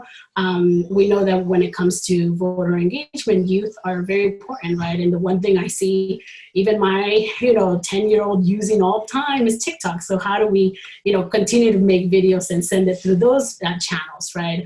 And then the other piece is moving beyond just access, right? I think COVID has definitely highlighted for us that it's not as simple as saying, here you go, parents, here's a computer. Now you're ready to go and like homeschool your children. I could tell you it's been a struggle for me as a single mom to try to homeschool my child. So I think it's going to take a lot of that sense of if, the forms are coming to all the community, that they can vote with the mail-in ballots, then it's going to require us to really also think about how do we help people understand how do you fill that form, right? I personally have family that have already asked like, well, when we get to the elections, can you help me fill out the form? Because I've never done that. Or I didn't complete it in March because I didn't know how to complete the form. So I think those are things that we have to keep in mind. Just saying, here is the form, go ahead and vote, or here's a list of sites doesn't necessarily translate to people actually going out and voting, right? Because there's a lot of other barriers that we often have to overcome. And then, I think the messaging, again, this is going to be critical. I don't think that it's sufficient in saying like, oh, you should go out because it's important. I think we have to continue to send the message of like how these decisions and our participation in the election has a real impact to us as individuals. But I think with COVID, I think we also have to keep in mind that we're living some tough times, and we're, a lot of us, our anxiety is up. Some of us are, stressing out about a lot of things. So if you can hit next. I think we just have to keep in mind, how do we bring humor into this? How do we make this fun? How do we make this exciting and continue to encourage people, right? I don't think that shaming people or saying, why haven't you completed, or why haven't you voted, is going to help. I think is, bringing the humor, the light side of this. And I think our communities are great at doing that. But I think we need more of that, especially at this times where there's not a lot of human interactions and there's so much more safety concerns. So how do we continue to do this? I think is going to be just being very strategic, very innovative in the way that we do it, but it is also going to continue for us to come together collectively and collaborate with each other to ensure that we are really supporting our community. So that's it for my slides. Just the next one, I would just, follow us on our social media channels. Visit us at our website, and please let us know if there's anything else we can support you with. Thank you. Great, thank you to our panelists. I'm gonna ask everybody to come back on live, and we have very limited time for Q&A, but we are gonna transition into a network discussion, and most of our panelists are gonna be in that as well, so we'll have opportunity to continue the conversation. So one question that I wanted to have everybody get a chance to answer in the time that we have left is, Wilma's slide really resonated with me, where she shows like, this was the plan, and then COVID-19 happened, and then scratch, scratch, scratch, scratch, right? Like everything changes what we thought we were going to do. And I want to thank you guys for coming into this panel, because nobody really knows how to do civic engagement in a pandemic. So I want to thank you for just offering your ideas. And we know that a lot of nonprofits listening in today and government offices are rethinking their strategies. So how do you evaluate? How did you guys start thinking about that process? How do you prioritize, given that there's already a lot of information overwhelmness for voters, potential voters? So Jenny, can you go ahead and take that? And then we'll go Jenny, Kirk, and Wilma, so everybody gets a chance to answer. Yeah, thank you, Astrid. We have the luxury and the curse that we are a healthcare organization, right? So we have medical experts giving us guidance on every aspect of every communication that we're doing. So luckily, we've been able to work on everything that we've been working on communicating with our community members, and now thinking of how do we do that in a safe space. What I just want to encourage everyone is that we are still, what hasn't changed is that we're still a trusted messenger.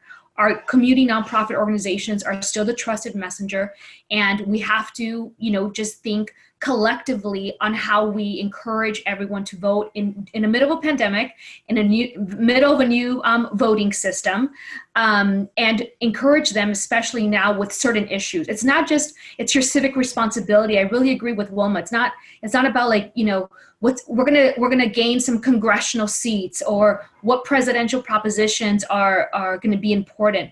But this is for your community. This is for all of us, especially right now. We need healthcare access. We need community empowerment. We need better schools. So making it local and emphasizing on the importance that together we can get through this.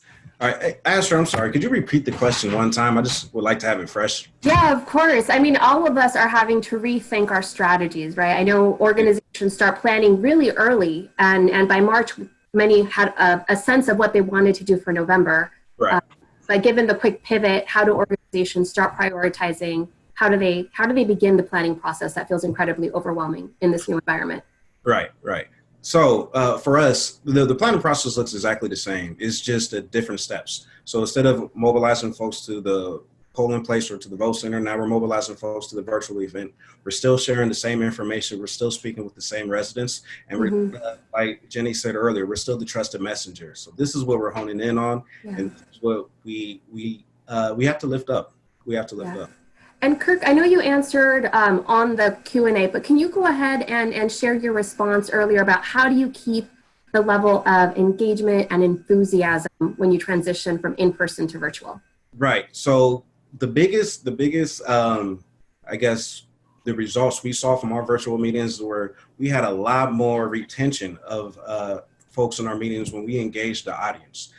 So creating breakout rooms where folks can voice their opinion, where folks can talk to other people that are in the call, get to meet each other, kind of network, creating those environments, making it feel more like an in-person meeting as opposed to like a staff meeting. That's what we saw to be the best. Also, kind of what Wilma said, make it fun. This doesn't have to be something that's mundane. It doesn't have to be something that's boring. We can play music, we can talk, we can still have, laugh, share jokes and memes, and just make it something that's enjoyable for folks, because let's be real, we're in the middle of a pandemic. We've all been stuck in our homes and we want to go outside. So how can we make this fun? How can we make this enjoyable for our community members?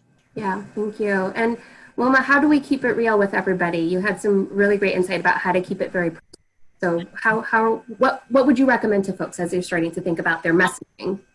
Yeah, I think, I think we sometimes overlook the fact that we ourselves, right, as individuals and as leaders are trusted messengers ourselves, right? Like not just our organizations and who we represent, but also us, right? So doing things like, I've seen folks do like this is why I'm voting, or this is why I'm making sure that I'm counted, right? Because the reality is we all have our own networks of colleagues and friends that trust our judgment, right? And look to us to really kind of understand a lot of these pieces. So how do we even leverage ourselves, right? Of, how can I make a TikTok video that's like fun and exciting and share it and putting us out of our comfort zone sometimes, right? I have the luxury of having 2 boys that love making videos. So I'm constantly like, you want to make a census video? And then I just let them go and do their thing.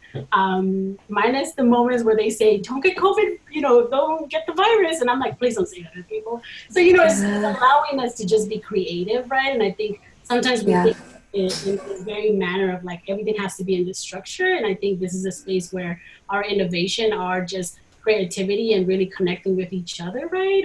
It's Absolutely going to allow us to have these experiences, right? I know that the Census Caravan was something that James in Long Beach Forward and Long Beach put together. We joined his efforts, right, to support them in Long Beach, and then from there it just sparked this like movement of like everybody wants to do caravans, and we're like, hey, we're for it. Let's make it a party. Bring back the tailgate parties. So I want to thank everybody. We are at 4 o'clock, so we're going to continue our program. Like I said, we are going to continue our network discussion. Jenny, I think you had a hard stop at 4. So do you want to give everybody just a final thought as we conclude, and we'll continue the conversation with Clerk and with Wilma? Yeah, we have 166 days until the election, and every day is very valuable that we talk to as many people as possible, and we let them know that there's so much at stake for this election. I also want to invite everyone to go to our website, www.myvotemyhealth, and that's where you can find all of our toolkits or any information that you may be able to use. And if you have any input for us or things that we need to change or maybe add in different languages, collectively is how we're going to really change the power dynamics in our community, and we look forward to working with you. Thank you. Thank you for joining us. Bye. So we're going to transition right away into the last segment of our presentation, which we're calling the network discussion. And joining this panel is going to be our steering committee from Voters Choice Los Angeles. You heard this project mentioned earlier, and I just wanted to share a bit about who we are and what we're doing. So as was shared, Future of California Elections is a cross-sector model. We launched Voters Choice California in 2017, focused on supporting communities transitioning to the Voters Choice Act. And then in 2019, just last year, we started a local network called the Voters Choice Los Angeles Network, which Registrar Dean Logan mentioned. And so joining us right now, we have, sorry, just catching myself up. We have Brittany Stone-Soffer, voting rights attorney with ACLU. We have Ellie Flores, the California Director of Civic Engagement with Noleo Educational Fund. And you guys can just wave hi. This is like the informal part of the program. We have James Woodson, Senior Policy Manager with California Calls. Kiana Asmonfar, Policy Manager for California Calls. And we of course have Mindy Romero back with USC California Civic Engagement Project. And then the way this is going to work is we're going to continue the Q&A conversation. We did get a lot more questions coming in, so please keep on dropping them in the chat. And I want to thank Harley Ham, Director of Program and Events with USC Price School, who's going to help facilitate that Q&A and she'll read them out, and then the panel will continue answering those questions. So that's kind of the format. Please go ahead and pose your questions or comments. We'll have the panel react to it. What concerns do you have? How do you feel about the election? What challenges do you still want addressed that we haven't covered today? I know there's still a lot of questions out there. So with that, do we have any questions coming in, Harley? I do. So the first question is, what % turnout would be acceptable, and how does that compare to districts that have good voting percentage? And open question for those that are doing this work. How do you measure what's good? How do you measure success for your organizations? Maybe we can hear from Ellie, who's just joining us, and then from James Woodson. of. Hi, everyone. And I'm glad to see all the familiar faces and everyone who is listening. So, so I don't have, I think, a specific answer to you on what I think we think the percentage of Latino, for us, right, at NALEO, is specifically Latino voters, right? What would be the percentage? What would be success for us? I think one of the things that we're focusing as an organization right now is to really look at, making sure that Latinos that want to vote understand all of the options that exist to vote, right? I think we're hearing a lot about vote by mail, right? And I think that for us, we understand that there is going to be a large amount of Latinos that are still going to want to vote in person, right? And so for us, as part of this work is to figure out how to educate those Latinos, how to get that information to them, right? And I think for us in measuring success, right, is are we able to get that information to them? Are we able to educate them? And ultimately, are we able to make sure that they get out to vote, right? And so for us, it's also going to be key on the messaging. I think for, everything is sort of around COVID. And I know right now, as we've been working on the census work as well, a lot of things are surrounding COVID, right? And although we do have to speak to the concerns that Latinos may have around, let's say, safety, right, and around COVID, that should probably not be at the core of our messaging. Similar to census, right? On the census front, Latinos were very concerned about confidentiality, right? And so we address confidentiality, but then we make sure that we talked about the issues and the things that Latinos care about, right? In terms of the programs, in terms of the benefits. So I think in terms of the elections, for us, it's going to be similar. We will speak to sort of the safety aspects and we will speak to that. But I think we do have to keep in mind what research says about what Latinos truly care about when it comes to election work. And that still is, right, education, that still is health, immigration, and jobs. So at the core of our messaging, I think we'll be talking about that. And so I think for us, we'll continue to work on that with all the agencies here today and sort of figuring out what are the key messages and to making sure that Latinos that still want to vote, right, in person are able to have access to vote in person. And particularly those folks that do want to vote in person, many times it's due to a language accessibility factor, right? They would like some sort of assistance in language. So I think for us, we'll be looking at that. We'll be hopefully working with all the agencies here on ensuring that Latinos get all the information and education on the options available to them to get out and vote. Great, and thanks, Elio. And I want to go back to that messaging in a bit, but I want to give James a chance to answer. How do you measure success for your network? What's the right number of, yes, we succeeded in turnout? Yeah, so I think there's a lot of things that go into determining what turnout's going to look like in any election.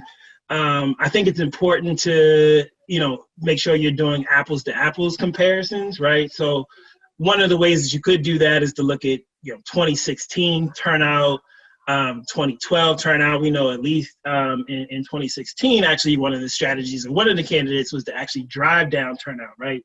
So 2016 actually saw a lower turnout than we normally would in a presidential election. I think, folks generally think that this year is going to be, fairly large turnout. I think the COVID pandemic, obviously throws a wrench in that, right? We don't know how folks will respond.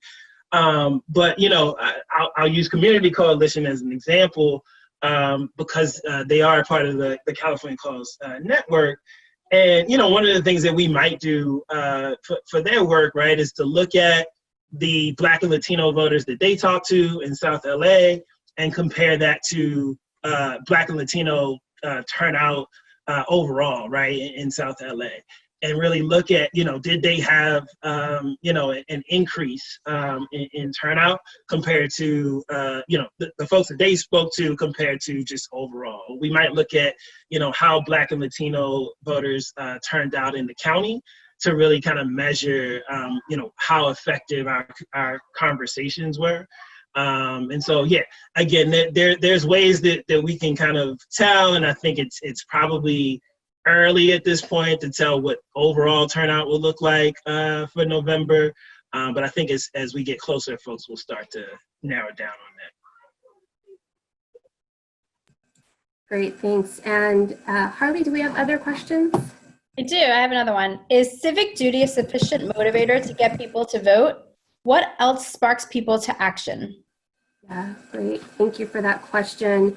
And Wilma, thank you for joining us. I got a text that you're heading out, but we appreciate you coming and spending time with us today. Thank you for having me. Have a great day. So that question around is civic duty, right? That's really, when we think about messaging, that's often a message that we lead with. Ellie just shared that they're going to take a strategy to continue focusing on messaging that speaks to the priorities of Latino voters. What are strategies for messaging that your organizations are thinking about? And Kirk, I'd love to hear from you on this point as well, since you talked about doing a lot of voter contact in your work. Thank you. I got to take a quote from the great Congressmember Karen Bass. I learned this back in 2015. I've been carrying it with me. This has kind of been my mantra ever since. Nothing activates people to action more than frustration. Or another way of putting it is nothing gets rid of the frustration than taking action. Nothing gets rid of it like taking action. So a lot of our folks, we have all these concerns, whether it be police brutality or healthcare, and we want to feel like we're doing something about it. So when you give folks a pathway of action so you can actually see the real-time results, so they can feel like they contributed to the victory, that's where you get the lifelong organizers. This is where you get the lifelong grassroots leaders. This is where you get the folks that are going to go, and when they're in the barbershop or when they're at the grocery store, they're going to be talking about the election. So it's making it real to them, identifying their self-interest, and then giving them a pathway to activation. Yeah, absolutely. That's powerful. That gave me chills. That's a great quote to be inspired by. Harley, if you can keep on going through the question that we have left. Sure. Next question is, I love the diversity of this panel, but was wondering if anyone can speak to the outreach to the AAPI community. Yeah, and a lot of the organizations here are network organizations. So I wanted to go ahead and put that out there. I know that we all work in collaboration across the diversity of Los Angeles County. So could somebody speak to us about outreach and how the Asian American Pacific Islander community is approaching voter education and outreach within your networks? This is Brittany from ACLU. I can just share that one of the partners that we have in Future of California Elections is Asian Americans Advancing Justice, which is an amazing organization and really leads both a lot of research and a lot of civic engagement and policy work, specifically targeting the Asian American Pacific Islander community. And historically what they've done is a lot of both outreach and poll monitoring during elections. And I know, of course, those efforts might have to change during a COVID environment, but they are an amazing organization and encourage people to check them out. Thanks, Brittany. And we don't have any other questions coming in. So if you guys have additional ones you have not answered, or you are thinking about out in the audience, please go ahead and post them. I had questions around that, right? So part of the Voters Choice Los Angeles Network is building a representative network within LA County. We have the South Asian Network as well, who's partnered with us. And everybody's thinking about how do we transition our traditional in-person outreach, which we have seen and data has showed is the most successful, into now a virtual or meeting people in social media spaces. And Kiana, I want to direct this one to you. California Call has done a lot of digital strategy and organizing, most recently around the mock election that LA County hosted. Can you share with us some learnings that you guys had there as people are transitioning perhaps in a new way of outreach? What should people keep in mind for digital organizing? And then I'll let others answer that question after that as well. Yeah, so I think, and some of the earlier panelists mentioned this, but I think starting with positive messaging. I know, around this COVID crisis, there's a lot of stress and anxiety. And while we want to make sure that voting centers are safe and that should be more of a sub message rather than the leading message. So what we did in the mock election was we really led with what was on the ballot and encouraging people to participate. I'm sure some of you probably remember, but we had, what is LA County's best beach? What is LA County's worst freeway on the ballot in the mock election? And I think using that kind of messaging that gets people excited will be really, really important. I also think, in addition to the civic duty, there are different messages that speak to different communities. Civic duty could speak to some individuals, but I think also given the situation that we're in, voting is really an opportunity for people to take control and take power and shape their future by voting and making decisions that are on the ballot. So I think, using that message of empowerment will be really, really important in this upcoming election. I also think that we're in a little bit of a unique situation because not only are we having a bit of a temporary shift in response to coronavirus, we also are still in the middle of educating LA County voters about the changes that were made with the VSAT program. So not only do we have to continue educating people about countywide voting, the availability of same-day registration, their ability to use an accessible ballot marking device to cast their vote in 13 plus languages. We're gonna have to continue doing that work in educating voters about those changes while also clarifying what might be different this fall in LA County. So that's something that I think we should be aware of and have further discussions about. Great, thanks, Kiana. And others that want to jump in and provide tips on digital organizing for organizations that may be doing this as a new strategy? Yeah, if one tip that we do have is creating toolkits in your digital organizing for your members to share, making it easy for them with the kind of step-by-step of how to do, whether it's a post or sharing to like an Instagram story. Doing, toolkits and just sharing that out with your membership base is always effective. Yeah, and if I can share, I think some of the things that we've learned through the work that we're doing now and in the past, right, is the strategies that in order to reach Latinos, and especially now, we'll have to sort of include reaching folks digitally, right? And so for us, when we're talking about Latinos, the Latinos that we want to reach, we have to also recognize where they are, right, in the digital space. So Twitter for us is not the space where the Latinos we are trying to reach for the elections are, right? Most likely those Latinos would be over on Facebook, or they'll be on Instagram, right? To some extent, TikTok, right? We've been seeing more and more organizations use TikTok as a way to reach folks. So I think that's a interesting sort of like new strategy to making outreaching fun, right? And interactive as well. So I think we have to keep in mind those strategies for this election, right? I think continuing of the production of in-language sort of material and in-language like Facebook Lives and stuff of that nature, right? I think we have to make sure that also any of those sort of hotlines that exist that are there to support voters. So like certainly at Naleo, we have our 877 Ve Vota hotline. I think also you have Chirla that has a hotline as well. So I think, these hotlines need to be shared widely so that there is another layer of support that exists for those voters, right, that want information and want support in making sure that they can go out and vote, or if they need support in actually mailing in their ballot, right, that you have those places. And then lastly, I will share that the traditional sort of media segments, particularly for the Spanish sort of media, are still very effective. So you're talking about like your Univision segments, your Telemundo segments, even your radio segments, right? For the census work, faith-based local radio was really effective with talking, or has been effective with talking about the census, and continues to be effective to this day. So I think you have to really use all of those strategies to make sure that you can reach, in our case, that we can reach the Latino population to ensure that they get the information, education, and that ultimately they go out and actually cast a ballot.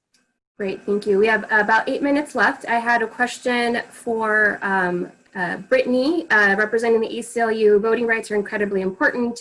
Kiana just talked about, the various opportunities that people have to make sure that they can vote, from same-day registration to voters that are formerly incarcerated who may be new. So voting is changing yet again. What are the resources, what are the tools that voters can use to know their rights? How can organizations get access to those tools? I know that you all do some great work around this. Sure. So the Secretary of State's website is a good place to get reliable information about what is going to be happening statewide. Dean Logan's website, but also California, or ACLU of California, and then our different affiliates are going to be doing outreach this November. So we do a voter pledge program, and to go back to how you can organize in a digital environment. really it's a matter of taking a lot of the resources that we already used in a pre-COVID environment and adapting those to this new format. So voter pledge program is a great example. So getting a voter to promise to vote. And then there's a great organization using a strategy called vote tripling. So just very simply get your supporters to promise to turn out 3 additional people to vote with them.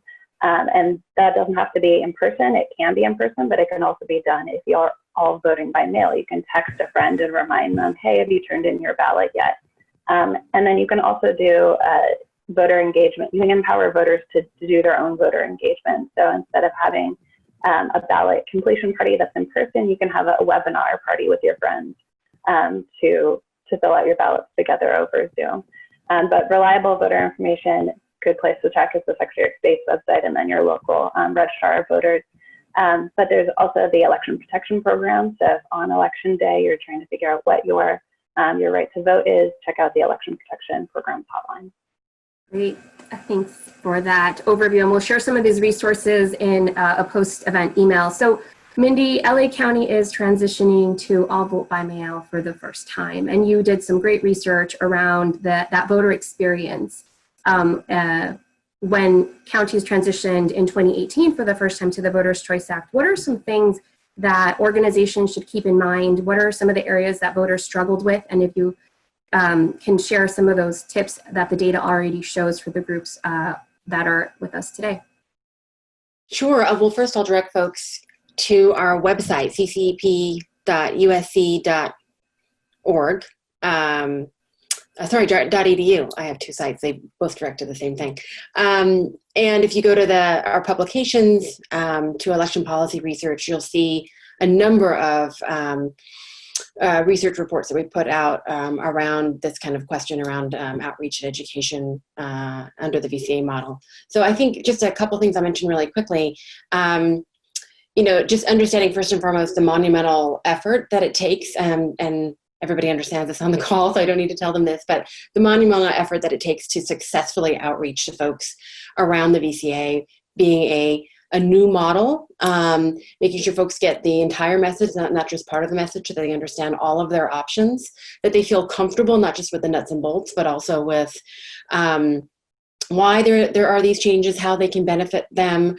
We heard in 2018 that there were a lot of folks that were working in the 5 VCA counties that adopted then that didn't have all the resources that they need. So I think resources are a big part of this picture. And I think all of us are concerned about what resources will be available at a county level in terms of the elections office, but also to all of you in terms of doing this work. So being really realistic about how you can partner with elections offices, but with each other to have shared messages, to have consistent messaging wherever possible, but at the same time recognizing the uniqueness in certain communities and making messages fit to make sense for those communities. And I think I'll just leave it there because of time, but I would just direct people to some of our research. And thank you, Astrid, for your participation in all of that too. Yeah, of course. So I have one kind of last question that's coming in, and Harley, go ahead and read it out, and then we'll Sure. In-language access is important, but literary levels are also vary widely. Can we get materials in more friendly and not so bureaucratic language? So I'd love for each of you to take a moment. We all talk about digital organizing, everything going virtual. Language is going to be so important now, how we say things, and we talked a little bit about the messaging. So how do you organizations make sure that the messages that you're using resonate, that the language you're using is simple and can be understood by your target audience? And we can go on. I'll go with Kirk, and then Ellie, Kiana, James, and Brittany to conclude us. All right. So when we're looking for the messaging that resonates with our community members, usually we do focus groups, and we just, we throw questions at them. We do different just exercises to see what resonates better. How does it sound? How does this make you feel when you hear this? What would you need to hear that would, get you up out of your seat? And from there, we're able to really decide what is the best messaging for, for our senior population, or for our people that are just graduating from high school, or folks that are systemically impacted. We want to make sure that we're speaking directly to them so they can't miss it, and let them know that we see you and that we want you to get activated. Great. And Ellie? A quick response. We're almost running out of time. Sure. No, I'll just say that I totally agree. I think the in-language information has to be culturally relevant, right? Because I think there's a difference between a Spanish that is very academic versus a Spanish that is widely spoken in the community, right? So for us is, in the absence of, let's say, the county understanding that, our outreach and organizers understand it, right? So I think when we have to use that material, we have to supplement that with our outreach and messaging strategies that would be more culturally relevant and reaching the populations that we actually want to reach. Great, thank you. And Kiana? Yeah, I think what's going to be really important over the next few weeks and months is, coming together and deciding what the most critical universal messages are for our communities, and also making sure that they translate nicely into the many language communities that LA County has. And I think also, in response to the question, the LA County Registrar's Office has been really great about creating videos and translating them. They had YouTube videos explaining the changes with VSAP before this last election. So I think using multimedia and sharing these videos, they'll also be a great resource in educating voters ahead of November. Great, thank you. And James, and then Brittany, and then Mindy, I have one last question for you before we conclude this panel. Yeah, just really quickly, I just wanted to make the point that, we don't always, sort of disregard the government materials, right? That, kind of word to what Ellie and Kirk said, like we still want to use those culturally relevant materials that we develop on our own. But a lot of times the government materials can be kind of useful to give like basic information. And so we'll want to use that to supplement what we create so that we can, direct folks to, the vote centers, for instance, right? Like if there's a list that's already created, why recreate the wheel? We can, again, hand them our sort of flyer, but also hand them that list and keep it moving. And we don't have to necessarily spend money to recreate that. So wanted to make that point as well. Yeah, great, thank you. And Brittany, ACLU bridges legalese and speaking to voters. So tips for making language accessible for folks.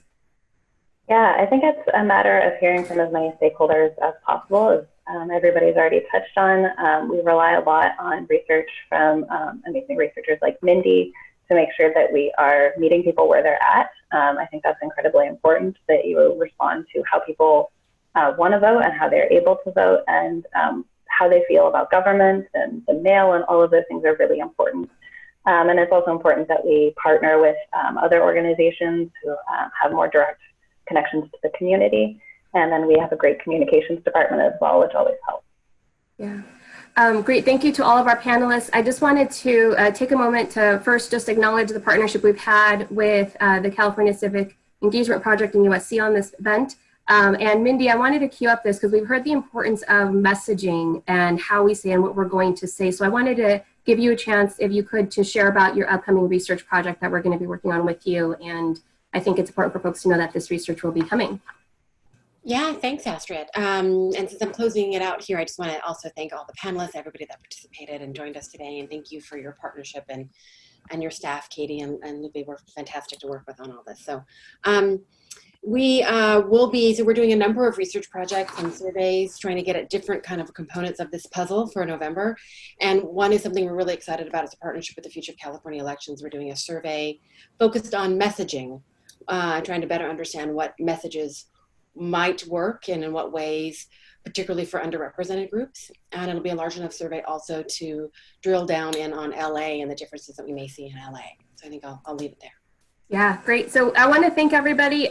My colleague Lupe is going to come back on in a minute. You've heard about our Voters Choice LA network. We want to stay connected, so he's going to share a bit about how to do that. I just want to conclude by saying thank you to our expert panelists here for sharing with us. We've heard the importance of trusted messengers, of having messages that are relevant and that resonate with voters, and the importance of partnerships. So please join us and connect with us on our work. And I'm going to go ahead and pass it over to Lupe. And thank you, everybody, to our panelists and to everybody that participated today, and of course to my team. So Lupe, go ahead and bring us home. It was a great webinar. And again, thanks to everyone who participated, who helped, especially some of the unsung heroes behind the scenes, Katie Flaherty and Harley Ham. for jumping in and helping with us. There is a link to a survey to evaluate this webinar. It is in chat, and we'll also be receiving it via email. By responding to it, you help us understand how we did with this webinar and how we can improve in future webinars. Upcoming events have been already mentioned.